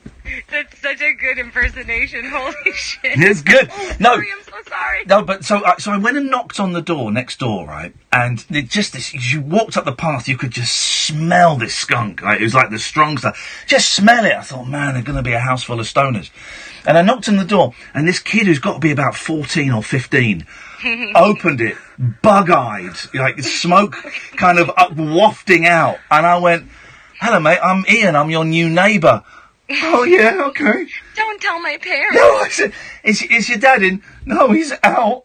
All right, of course he is. Yeah, all right. Don't you smell he's out? And as I walked away, I really wanted to turn around and sort of wink and go, that smells like good shit, man. But I didn't know if that would freak him out or if that would make me look like an old hippie. Well, funny that. Better to play safe when it's your next door neighbors and you're just saying your first hello. Yep. Better to let him think that you're the guy that just is saying hello and he owes you one. Maybe he'll mow a lawn or two. Yeah, we go. That's right. If he's so interested in grass, he can earn it. He can bloody well earn it.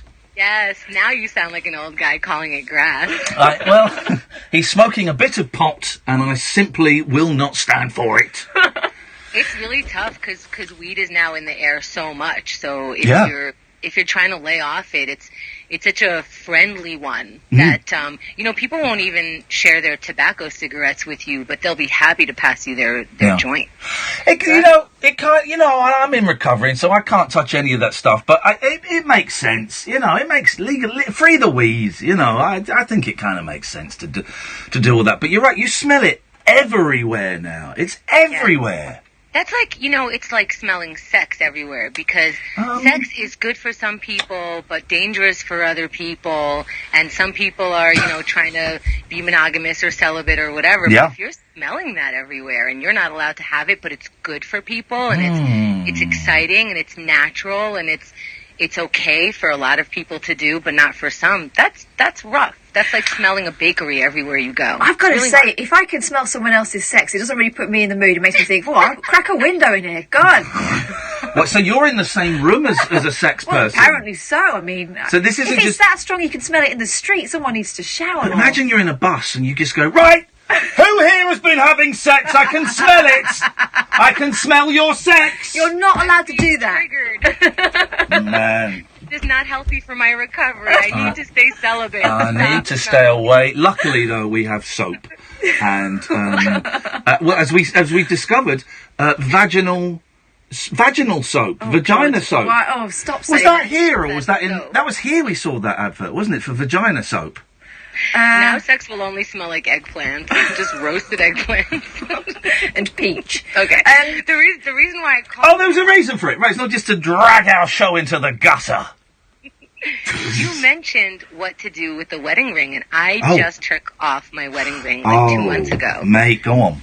And it took me a minute. Like, I actually practiced taking off my ring and not wearing it for a day, and seeing if I miss it, and seeing if I play with it without it being there, seeing if anybody notices, seeing if people respond to me differently without a ring on. And it's very weird to say this, but it was a little scary for me. Yeah, I get that. It was such a big representation when you put it on that when you take it off, it's like there almost should be a ceremony. You should have friends around you, just like you did when you were getting married. You were declaring marriage, declaring my one and only, declaring that you guys are here for me and this person.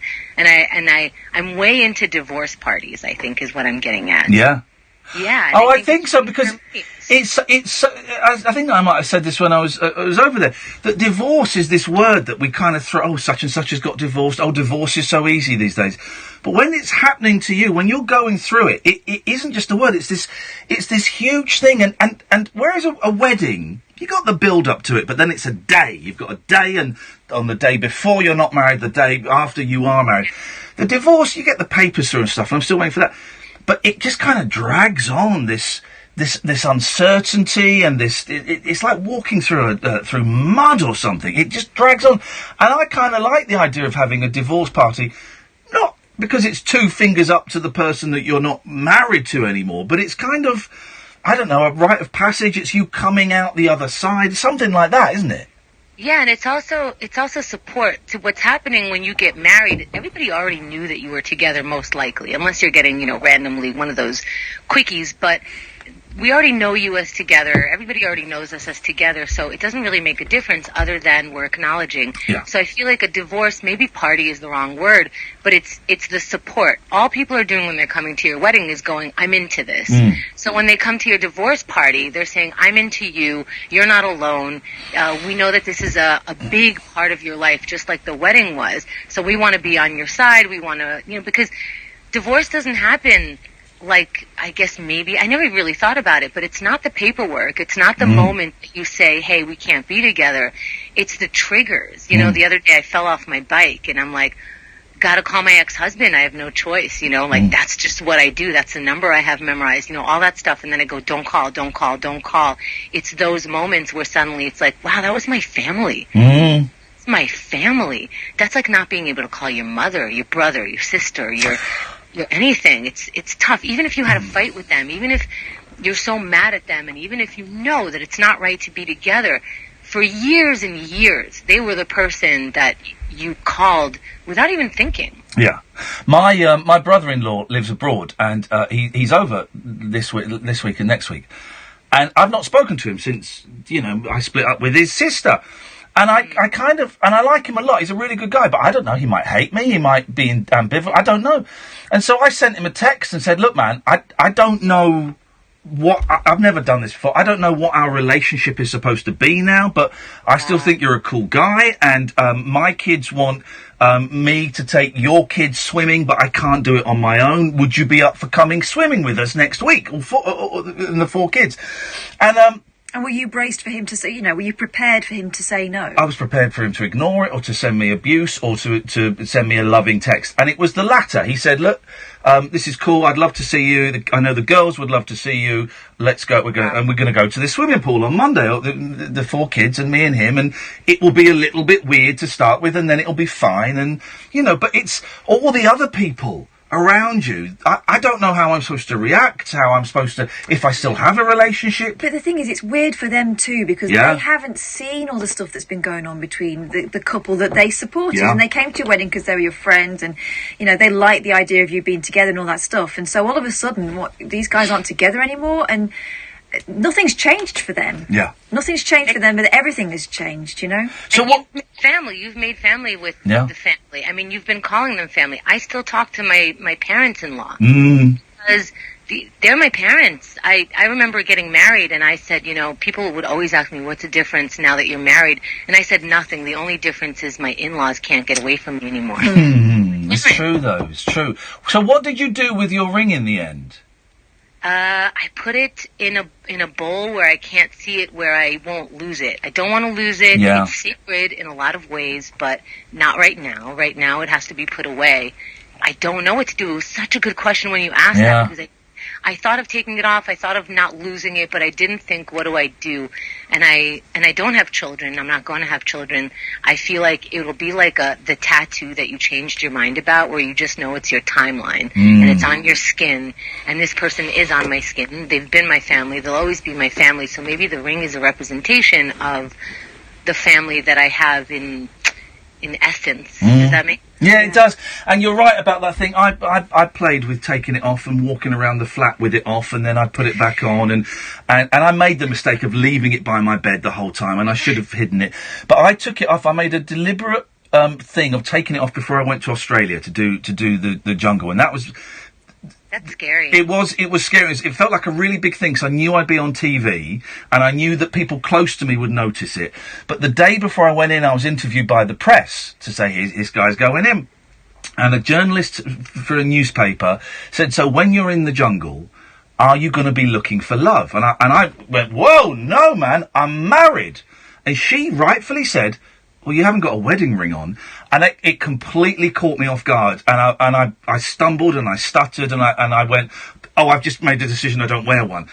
But it was obviously... And that then set the whole tone for them trying to find out what was going on with my marriage and knocking on my mother-in-law's door and fun stuff like that. But you're right, the first time you kind of go out in public without it, it's a statement, man. But it's also the kind of reverse of, do you remember the first time you went out with it on? Yeah, it felt weird, and you looked at your hand and I saw my mother's hand, and it's like... You must have done this. So when we bought the wedding rings before the wedding, we practiced. We'd sit and watch a film with our wedding rings on. It felt weird, right? Yeah. You could feel it heavy on your hand and everything. So, and I reckon it took me about a year or so to get used to that. So, physically, it's a thing you need to get used to, as well as all the stuff that goes along with it, the symbolic stuff. Yeah, and you want people to, you want to say, oh, it doesn't matter, I'm just taking my ring off, it's a representation of something that's not there anymore, but you made it a representation of something important when you asked people to come and bring you gifts and eat and rejoice with you and drink with you and clink glasses with you. Yeah. So you asked them to come and watch this ring being put on you. So... I love hearing that you practice taking off the ring, because I didn't, I get overly sensitive about stuff, and so it's really cool. By the way, all of my friends that have made the joke, do we get our wedding presents back? Don't make that joke, because I don't know if you're joking or not. I don't know if that's a genuine, but I'm kind of going... the response is, don't worry, I've still got the receipts for yours. But I don't know. What did you get me? I don't remember. It's a joke, is it? Is it a joke? Yeah. It's not funny. It's awkwardness. It's people who don't know what to say, but they want to tell you that they're cool with it. Is everything all right, though, Hemda? Are you doing okay? I'm doing all right. I smashed my face into a car the other day off my bike. Oh, man. And started bleeding from the face, but I'm okay now. The old face bleed. Wow. The worst. Yeah, and I'll be talking about this on Keys and the Girl. My audience actually doesn't know what happened, but I smashed my face into my bike lost control, smashed my face in. As I was bleeding, someone stole my phone. No! Oh, man! Yeah, people who were helping me, who were like, hey, we found your phone, it's okay. And I was like, well, my hands are full of blood, so I can't take it. they said, we'll put it in your bag.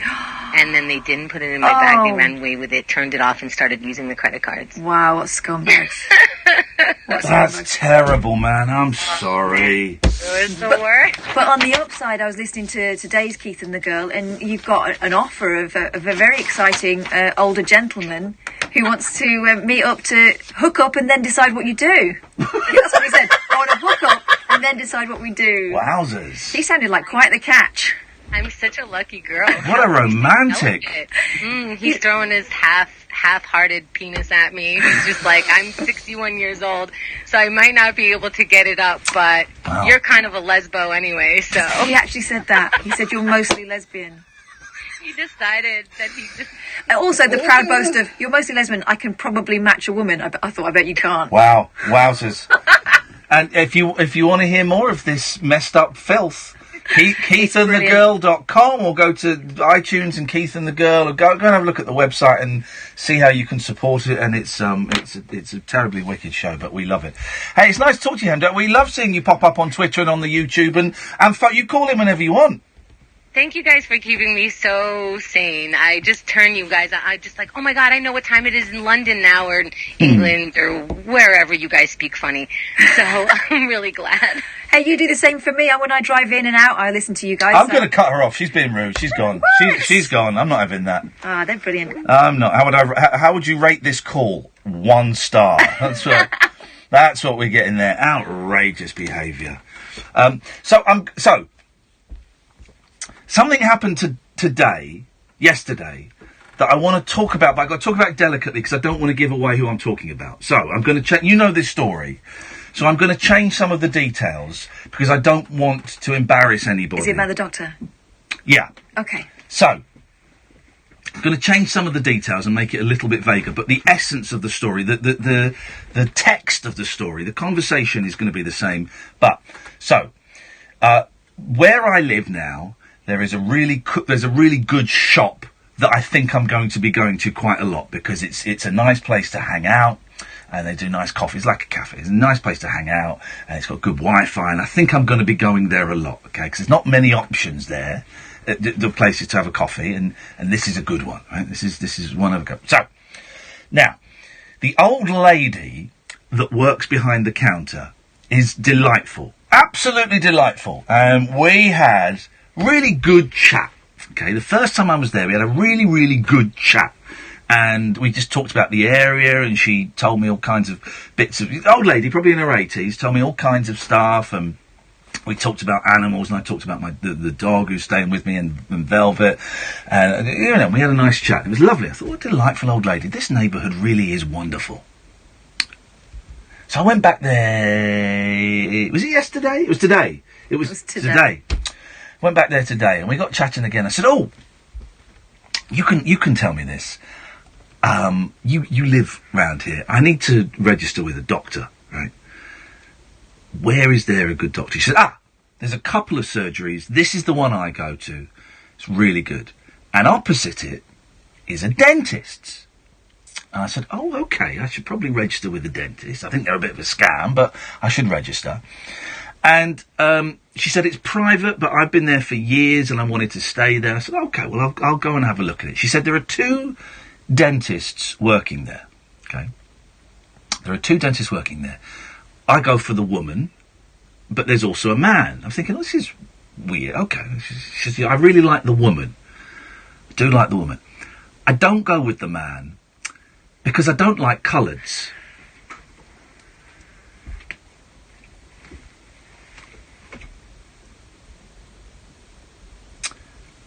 I'll continue. She said, I don't like colours. I'm sorry for the language I'm using, okay? We're just on the right side of what you can and can't say. And I'm aware that this language is offensive to a lot of people, so I apologise. I made the call that we're just on the right side, right? We're not going to cross that line, don't worry. But apologies if you're offended. She said, I don't like colours. In fact, I really don't like colours. I've got a big problem with them. But that's another story. And I'm sat there. It's been a lovely chat. You've seen me, Catherine. I'm so good at flirting with old women. Yeah, I'm the master flirter of women in their 70s and 80s. I call them love, and they love it. And I'm sat there thinking, She just threw a dead cat on the table. And I didn't know what to say, because I'm not going to say, oh, you can't say, now you can't. I'm not going to say that. And I was so fazed by it. Maybe if I had been less fazed, I would have said, okay, well, you know that you know, not everybody. I don't know what I would have said. There's no good. I said, okay, well, I don't really have a problem, so I might see him. She went, well, you know, I don't really get on with them, but I'm getting better at it. There's a guy 2 shops down who's very black. I'm going in my head, and he seems okay. It's the phrase "very black." Wow. And he seems okay.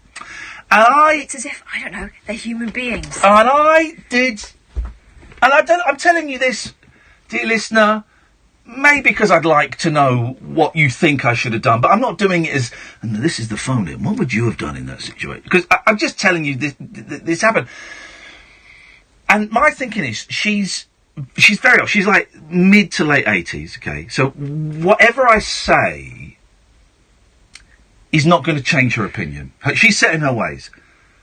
But I do feel bad that I didn't say something. I was just so... 0344 499 1000.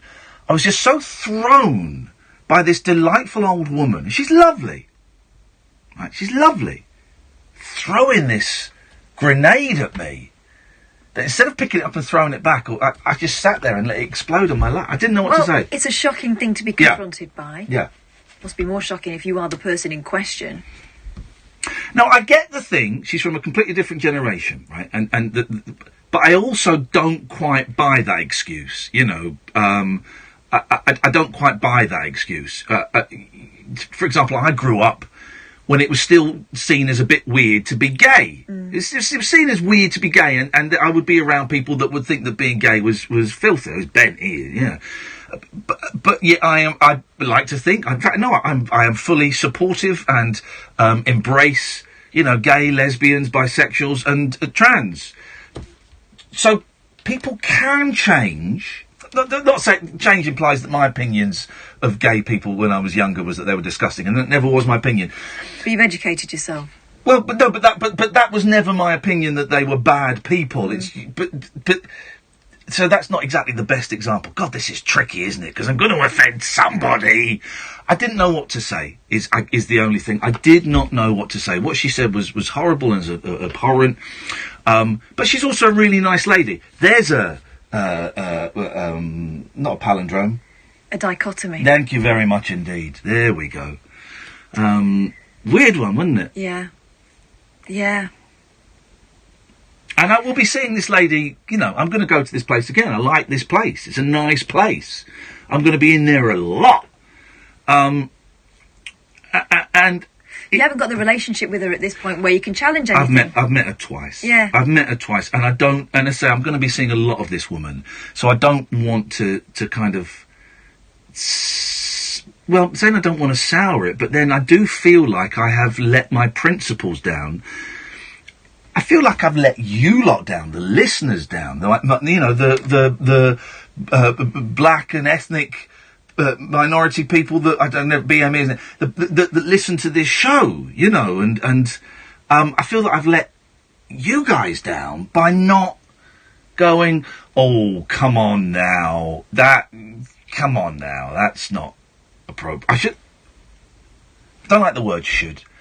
I would have preferred it if I had said something, but I still now, you know, like 12 hours, 13 hours later, I still don't know what I would have said. No, I know. Don't know what I would have said. I don't know what the right thing is to say. I don't know. No. And that's it. You know, that's where we're at. If you want to call in if you've got a suggestion of what I could have said or could have done, give us a call. I don't expect you to, because it's such a tough old thing. 0344 499 1000 is the telephone number if you want to give us a call. This is Talk Radio. Across the UK, online and... That was vague enough, wasn't it? That was vague enough. Yeah. Is born. You're going to love Talk Radio. The big story of the day on Talk Radio with the Times. Know your Times. Every weekday from 6:30, join Julia Hartley-Brewer for in-depth analysis of the morning headlines. Don't just be informed, be well informed with fearless debate and in-depth opinion from people trying to drag me into the. Join me, Julia Hartley-Brewer, it's about for my the biggest stable, mate. breaking current affairs stories, top guests, and razor-sharp reaction. Get a better quality conversation at breakfast. The big story of the day with Julia Hartley-Brewer on Talk Radio with the Times. Know your Times. Right now at Homebase, there's half price on selected kitchen doors and drawer fronts. Homebase, always your home, always low prices. Excludes clearance outlets. That was a clean knockdown there for Darren Till. What an opportunity now. Johnny May zipping across the field. Match point for Williams. Alexander-Arnold towards Mo Salah. UFC, Gallagher Premiership Rugby, WTA, 42 live Premier League games, plus loads more. Take them all on with BT Sport. Be there, BT. This is the sound of a broken boiler. Oh. And having to fork out for a new one. Oh. Then finding out you can get interest-free credit. Maybe an ethnic dentist removed all her teeth by mistake. Not blowing your savings on a new boiler feels good. We're with you. Search British Gas New Boiler. Credit subject to status, conditions apply. Base to action, man. What is your status? Over. I just saved at Money Supermarket, and now I've... Ollie, that's exact quote word for word. I'm just being slightly vague about where this person was. This isn't a good time, Base Command. This conga line needs me. Really, every time this happens. Save with Money Supermarket and feel epic.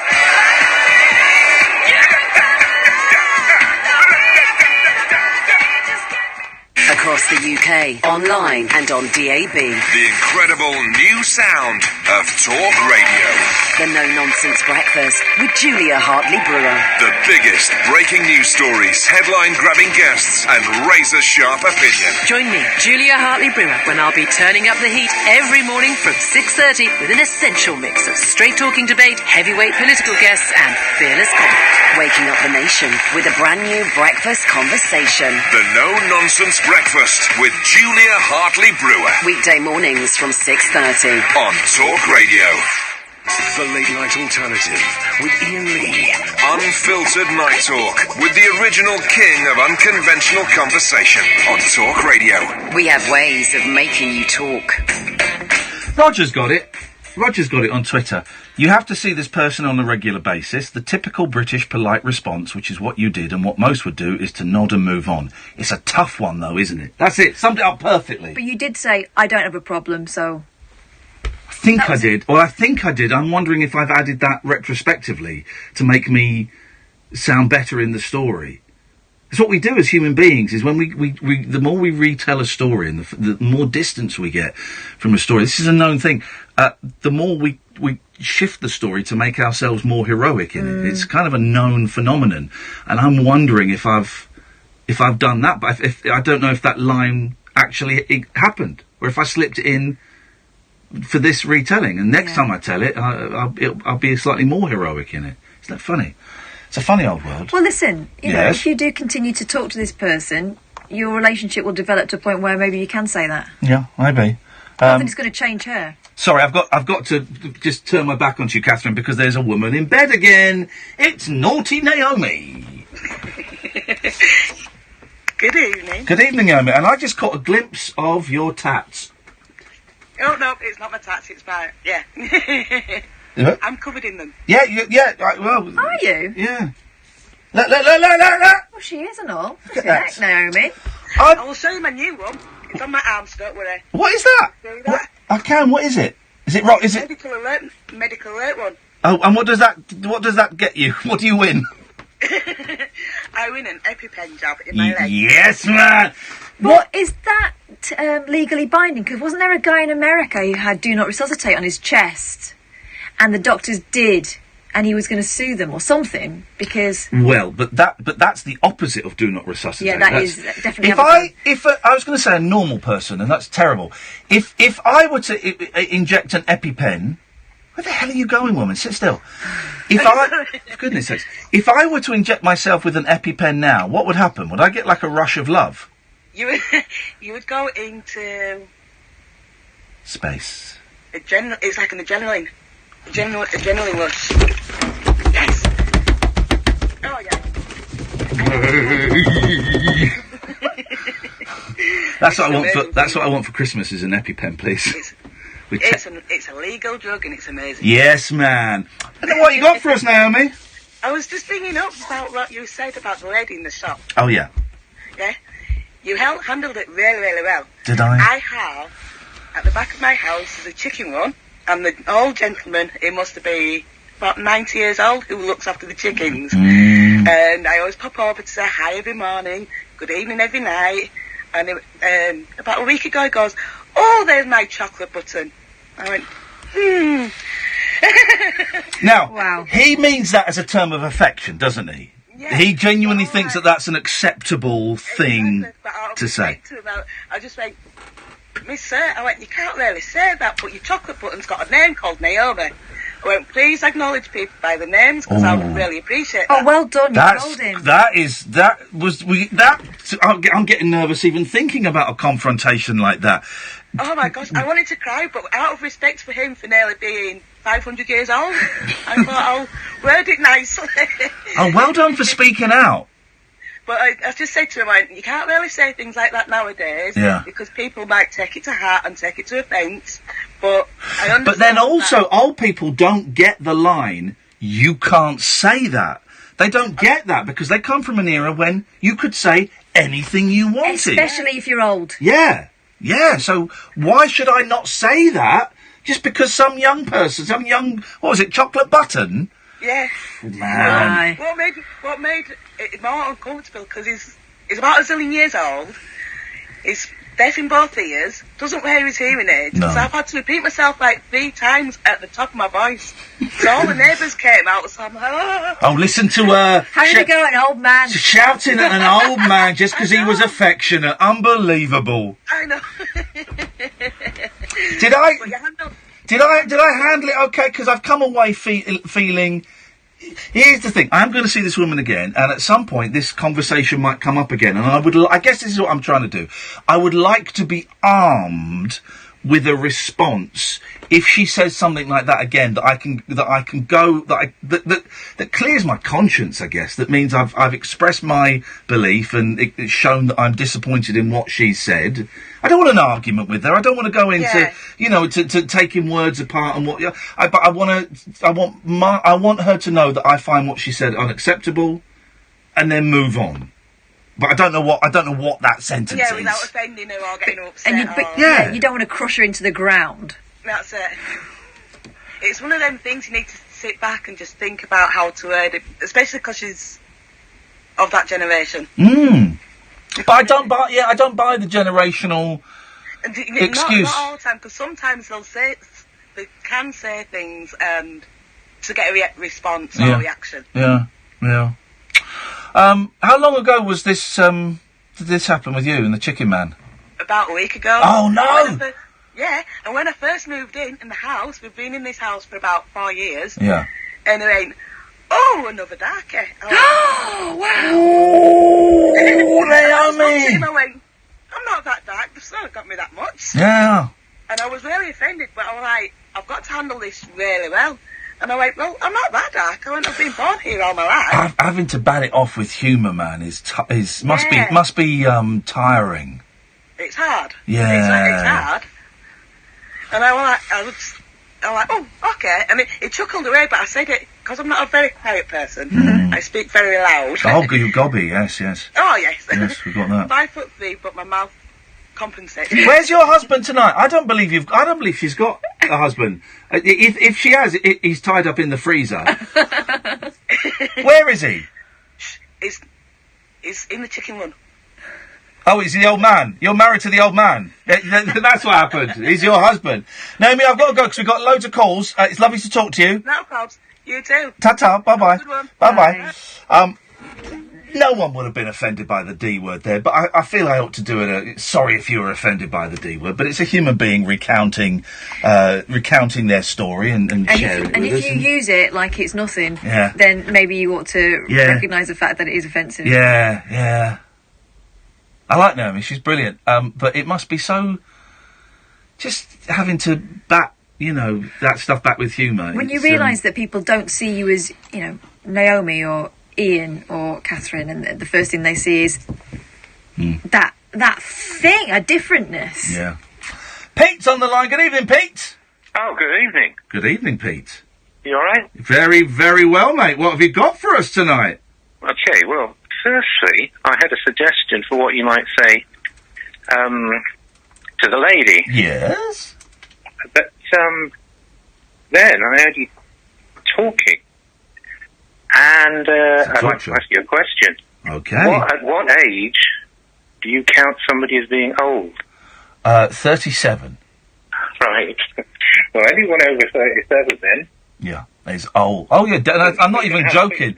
I made that pronouncement when I was about 30, that anyone over 37 was old, and then I passed it. I do think you're old over that. You're young up until about 25. 25 to 37 is kind of middling. 37, you are old, man. That includes you? Yeah, I'm ancient. Oh, God, you should hear me sitting down in the chair. I sound like my... Oh... and then getting up again. Oh, I'm old, Pete, and I'm embracing it. Do you know what I'm doing on Sunday? I'm putting my CDs in alphabetical order. Wow. I'm an old man, and I can't wait. You've got CDs, that does make you old. Yeah, well, my vinyl, I've not done the vinyl in alphabetical order yet, but that's in the cupboard under the stairs. Okay, I'll pass on to the simple thing of why would it not be okay just to say to this old lady, why do you have a problem with this particular group of people? I know what you mean, and part of me did want to ask her that. Uh-huh. But then I thought I could get involved in a really awkward conversation here, because whatever reason she has for disliking black people, that's not going to be a good enough reason. Is it? I understand what you're saying there, but there may be a reason for her. No, but whatever reason she has for disliking every member of the black community is not going to be a good enough reason, is it? It's not going to be a valid reason for disliking a whole race. I need to make a distinction. It won't be a valid reason for her to say that, but it might be a valid reason for her to have that opinion. No, it won't. No, it won't be. No, it won't be because it won't be because whatever has happened, unless every black person in the world has done something awful to her, I suspect that she had a run-in with one person who happened to be black, and because of that, she now dislikes a whole race. Well, that's stupid. Isn't it? It's just stupid, exactly the word, yeah. Yeah. I just thought maybe, you're probably right there, but I thought maybe for some reason she has encountered any certain number of people of that group, and for her it had made a strong impression of negativity. I'm sure her whatever happened, it has created that strong impression of negativity. But for her then to extrapolate that, an incident, a handful of incidents from people of colour, to then extrapolate that to everybody who is dark, that's illogical.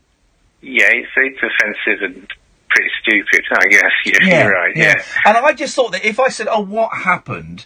then we get into an unpleasant story about someone doing something to her. That's what I assume it is. What I'm then supposed to try and deprogram her and go, "Well, you can't, have the conversation we're having now." It's pointless, So I didn't know. Go on, Kath. What I found interesting was her comment that I am getting better. Yeah. Meaning that she recognises that it is a problem she has, and she's trying to change, which is unusual. Yeah, but then she said, there's a guy down the road. She's old. Yeah, well, they said there's a guy who's a couple of shops down the road who's very black and he's okay. The phrase "very black" was there. The rest is slightly my own wording, but yes. It needs investigation. It does, Pete. Hey, thank you, mate, and I appreciate your call. I've got to go because we're late for the news. Jerry, stay there. We'll come to you in a bit. This is Talk Radio. Talk Radio. 24-hour radio debate and entertainment. Talk Radio. We'll get you talking. Keep cool this summer with an air conditioning refresh from Ford Motorcraft and a 30-point Ford e-check for $29.99. No, I'm That's not the recommended retail price at participating dealers. I'm keeping Book it now all at channels open. Ford.co.uk. Terms, conditions and exclusions apply. See ford.co.uk/motorcraft for more information. It's here, but not for long. Existing and new customers can get Sky's best ever offer on Sky Sports and Entertainment, both in stunning HD. Enjoy over 500 epic live football games and indulge in award-winning shows on Sky Atlantic, all for only £40 a month, saving you over £350. But this offer won't last long. Search Sky.com. £20 standard setup for new Sky TV customers. Kit loaned at no cost. New 18-month minimum terms requires HDTV. Saving based on 18-month minimum contract versus £60 per month out of contract. Virgin Atlantic and Delta Airlines fly to an amazing 230 US destinations. That's so many you can discover everything America has to offer. And we mean everything. Like a buttery lobster roll in Boston. Smearing your face in barbecue sauce in Austin. Belting out a Broadway classic in New York City. And of course, strutting around in cowboy boots in basically anywhere. Get the ultimate taste of the States with Virgin Atlantic and Delta. Go to virginatlantic.com today to start planning your American adventure. Terms and conditions apply. Get ready for summer with a Ford Summer Check for just $29.99. That's the recommended retail price at participating dealers. Book now at Ford.co.uk. Across the UK. How long have I got after that break to have a minute? Talk Radio on the hour news headlines. Good morning, I'm Carl Hartley. The sister of missing midwife Samantha Eastwood from Stoke-on-Trent has appealed for her safe return. She was last seen leaving work in her uniform a week ago before driving off in her car. Detective Superintendent Simon Duffy is asking people to look out for a small navy purse, which has a red, pink and white striped dog. I knew he could hear me through the door. I was playing the giddy go. Daily use. Something that we will be very keen if people have seen it stored anywhere, rurally or otherwise, for sale in second-hand shops, and we will be very keen to hear from anybody who spotted it anywhere. Now, Jeremy Corbyn has admitted there's an anti-Semitism problem within the party. Writing in The Guardian, the Labour leader accepted their failure to adopt an internationally recognised definition of anti-Semitism that had caused genuine worries. Talk Radio's political editor Ross Kempsell says there'll be a mixed reaction to Mr Corbyn's honey pie. You are driving me frantic. Corbyn has again stopped short of coming out and saying immediately that the party will adopt those definitions, but others will point to the fact that he has once again chosen to publicly speak on this issue. He has previously said that he takes the issue of anti-Semitism extremely seriously in the party, and that people who have those views have no place in the Labour Party. Zimbabwe's president has told the opposition leader he has a role to play in the country's future. Emerson Mnangagwa insists that Monday's election was free and fair amid accusations of foul play. Passengers using some of the UK's busiest routes face more disruption this weekend due to another strike. Members of the RMT union on South Western are walking out for 24 hours in a row over the roll of guards. More strikes will be held over the following 2 Saturdays, followed by a 48-hour demonstration at the end of the month. And the first series of Doctor Who to star a woman in the leading role has wrapped production. Jodie Whittaker took over from Peter Capaldi a year ago. Now down south it's going to be warm again. Up north there may be a little bit of rain and showers around. Down in the south it's going to be sunny. The naughty north and the sexy south. Online and on DAB. Who has made a covenant with the night, and with the darkness he is in agreement. Uncut after-hours conversation for the up-all-night generation. The Late Night Alternative with Iain Lee on Talk Radio. We'll get you talking. I want that newsreader guy to say the naughty north and the sexy south. Otherwise it's pointless. This is the Late Night Alternative. I'm Iain Lee. She is Catherine Boyle. Yes, I am. You can listen weeknights from 10 on DAB by downloading the app or by going to talkradio.co.uk. In a little bit, we're going to play an interview I did today just outside Swindon with Colin Moulding and Terry Chambers from XTC. It's a thrill for me because I love those guys. Gotta love those guys.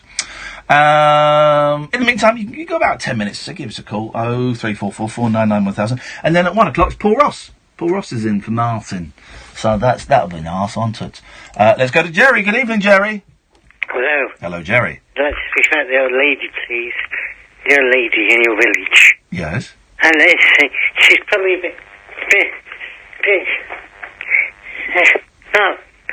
she comes in the year, Matt Mellon, blood speech. She does sort of stuff she does coming towards her. And she says she lives in other videos all the time, her life. So, I'm going to be honest, I didn't get a word of that, Jer. Oh, sorry. Try it, sing it. I think she is from an era of rivers of blood. That man. Oh, well, no, I don't, Enoch Powell. I don't think she's a fascist. No, I'm not saying that. I don't think she means it to be neutral. I think it's just her language. I don't think she means context. It's not. Well, no, okay, it is her language, of course, but she's also saying she dislikes all black people. That's not language. That's philosophy. There are other people. I know other people of her era who may say coloureds instead of black, or but they don't dislike people of colour. Carers seems to make it's a triple language. Carers going. I say, it's like terminated of disgusting carers. That's it. They look at these people and say they've been to this. They do all about eating M-words and it's disgusting. Hang on, who's disgusting? Your carers are disgusting. Previous carers of the past have come in using that word. Oh right, okay, yeah. It's disgusting. Yeah.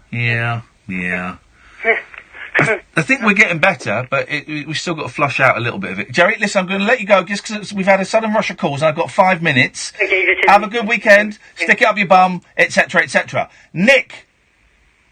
How are you, Ian? How's things, all right? I'm very well, Nicholas. What have you got for us tonight? Well, I mean, I've just been listening to your story about the old woman. I think you should just leave her as it is. Really, I would like to say she don't know any better.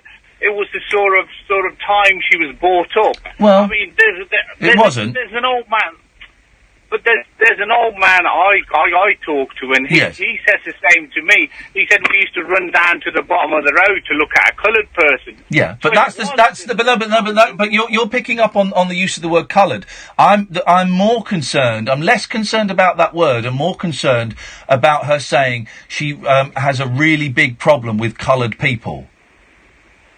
Yeah, but the only problem she has is a problem she's probably ingrained in her. She probably don't trust them. What do you think that problem is? Well, I don't know that, and that's the thing. But she does not like.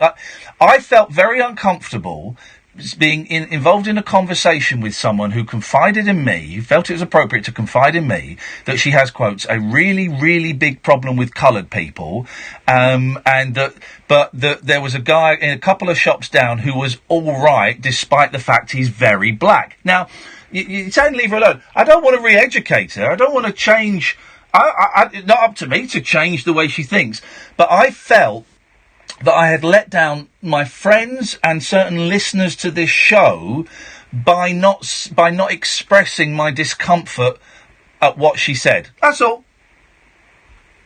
Do you think it would? Do you think if you asked her what the problem was, do you think that would be part of you sort of explaining to her that it's not like this? You shouldn't think like that. Yeah, well, again, it could be. I don't want to change the way she thinks. I don't think that's necessarily my job. If that happened, that would be great. I don't think that's my job, and I don't necessarily think it is potentially possible for her. But asking her, it could do, or it might. It could do. I don't know. It could do.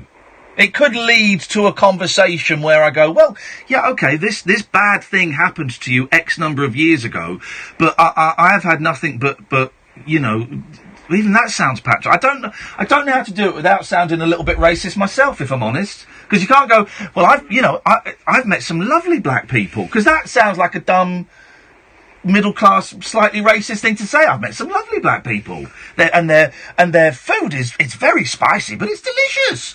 So I don't know, Nick, is the answer. I don't know.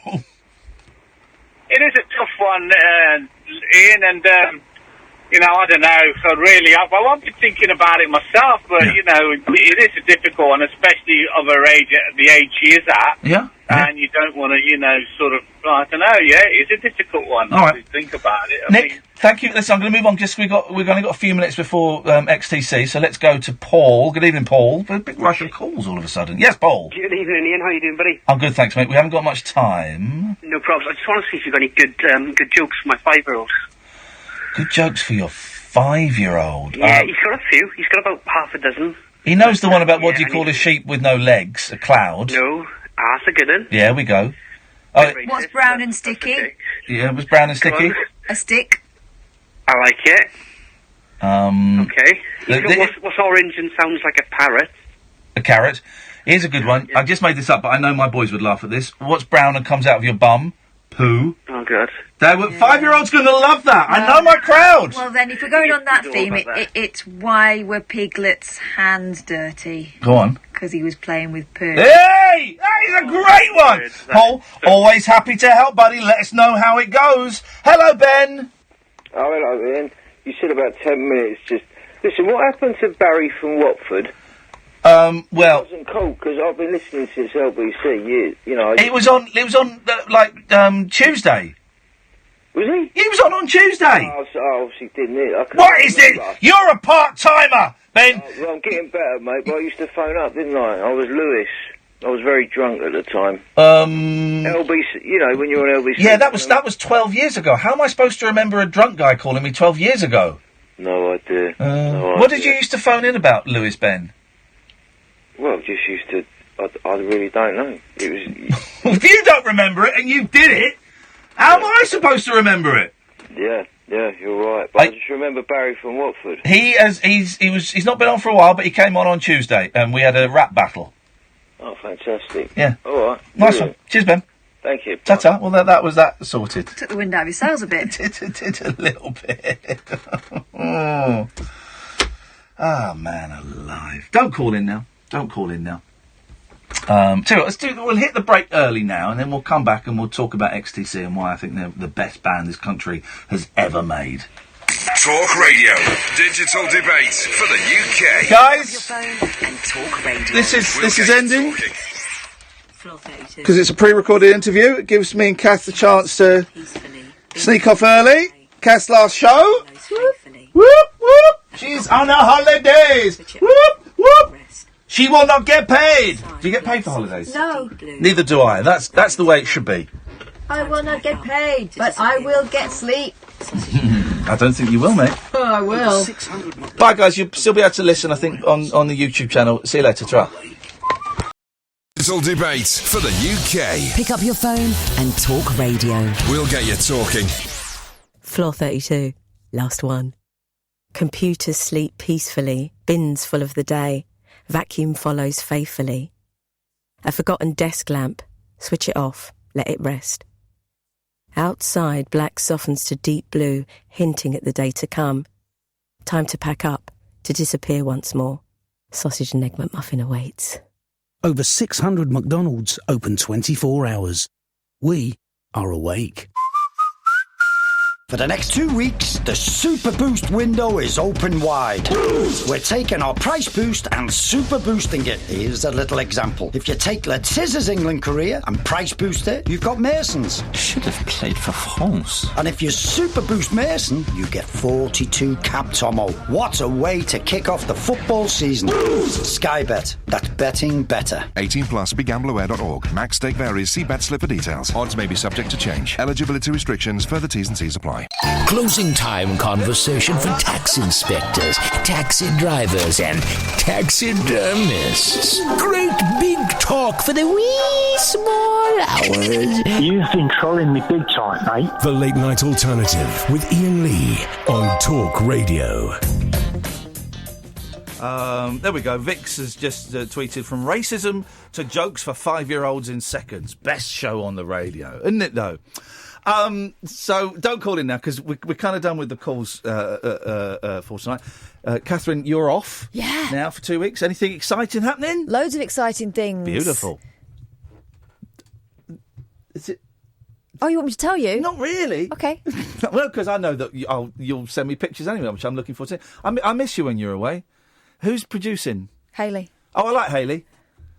She's, but she's not as good as you. Correct. I do like Hayley, but I miss you when you're away. You know, because the producer-presenter thing has always been it's been a good relationship for us. But then it's evolved from me being my show to kind of, being us. Mm-hmm. So I miss you. And then, so 2 weeks of you not being there. Then I'm on my own. Then I'm off and you're hosting, which is good. That's good news for people. But then we'll get back to, whatever normal is. Yeah, September. So have a nice holiday. Thanks. So, XTC, flipping brilliant. You know the hits, man. Senses working overtime, making plans for Nigel, Sergeant Rock, and all of that stuff. And Andy Partridge is the guy that gets all the attention. And I think Andy, genius, maybe slightly strong, but certainly borderline genius, is one of Rock's great eccentrics, I'm going to go with. But there were other people in the band, and Colin Moulding was the bass player and also wrote some of the biggest hits. He wrote Making Plans for Nigel, which I think probably was their biggest hit. He wrote Generals and Majors and Grass and King for a Day and some big songs, man. And a flipping amazing bass player. And Terry Chambers was the original drummer. And when Partridge had his breakdown in 82 and said, I'm not touring anymore, Terry Chambers went, well, do you know what? I'm moving to Australia. and they have got together. They recorded an EP that came out late last year, which is a delight. And they've just announced that they're playing, as TC and I, Terry Chambers and I, it's a good name, they're playing 4 dates at Swindon Arts Centre, which is where they live and where they've always lived. And they sold, I think they just released a few more tickets. But these people haven't played together for years and years and years, and they are bricking it. I think you will enjoy this. So this was me chatting to Colin Moulding and Terry Chambers from XTC earlier on.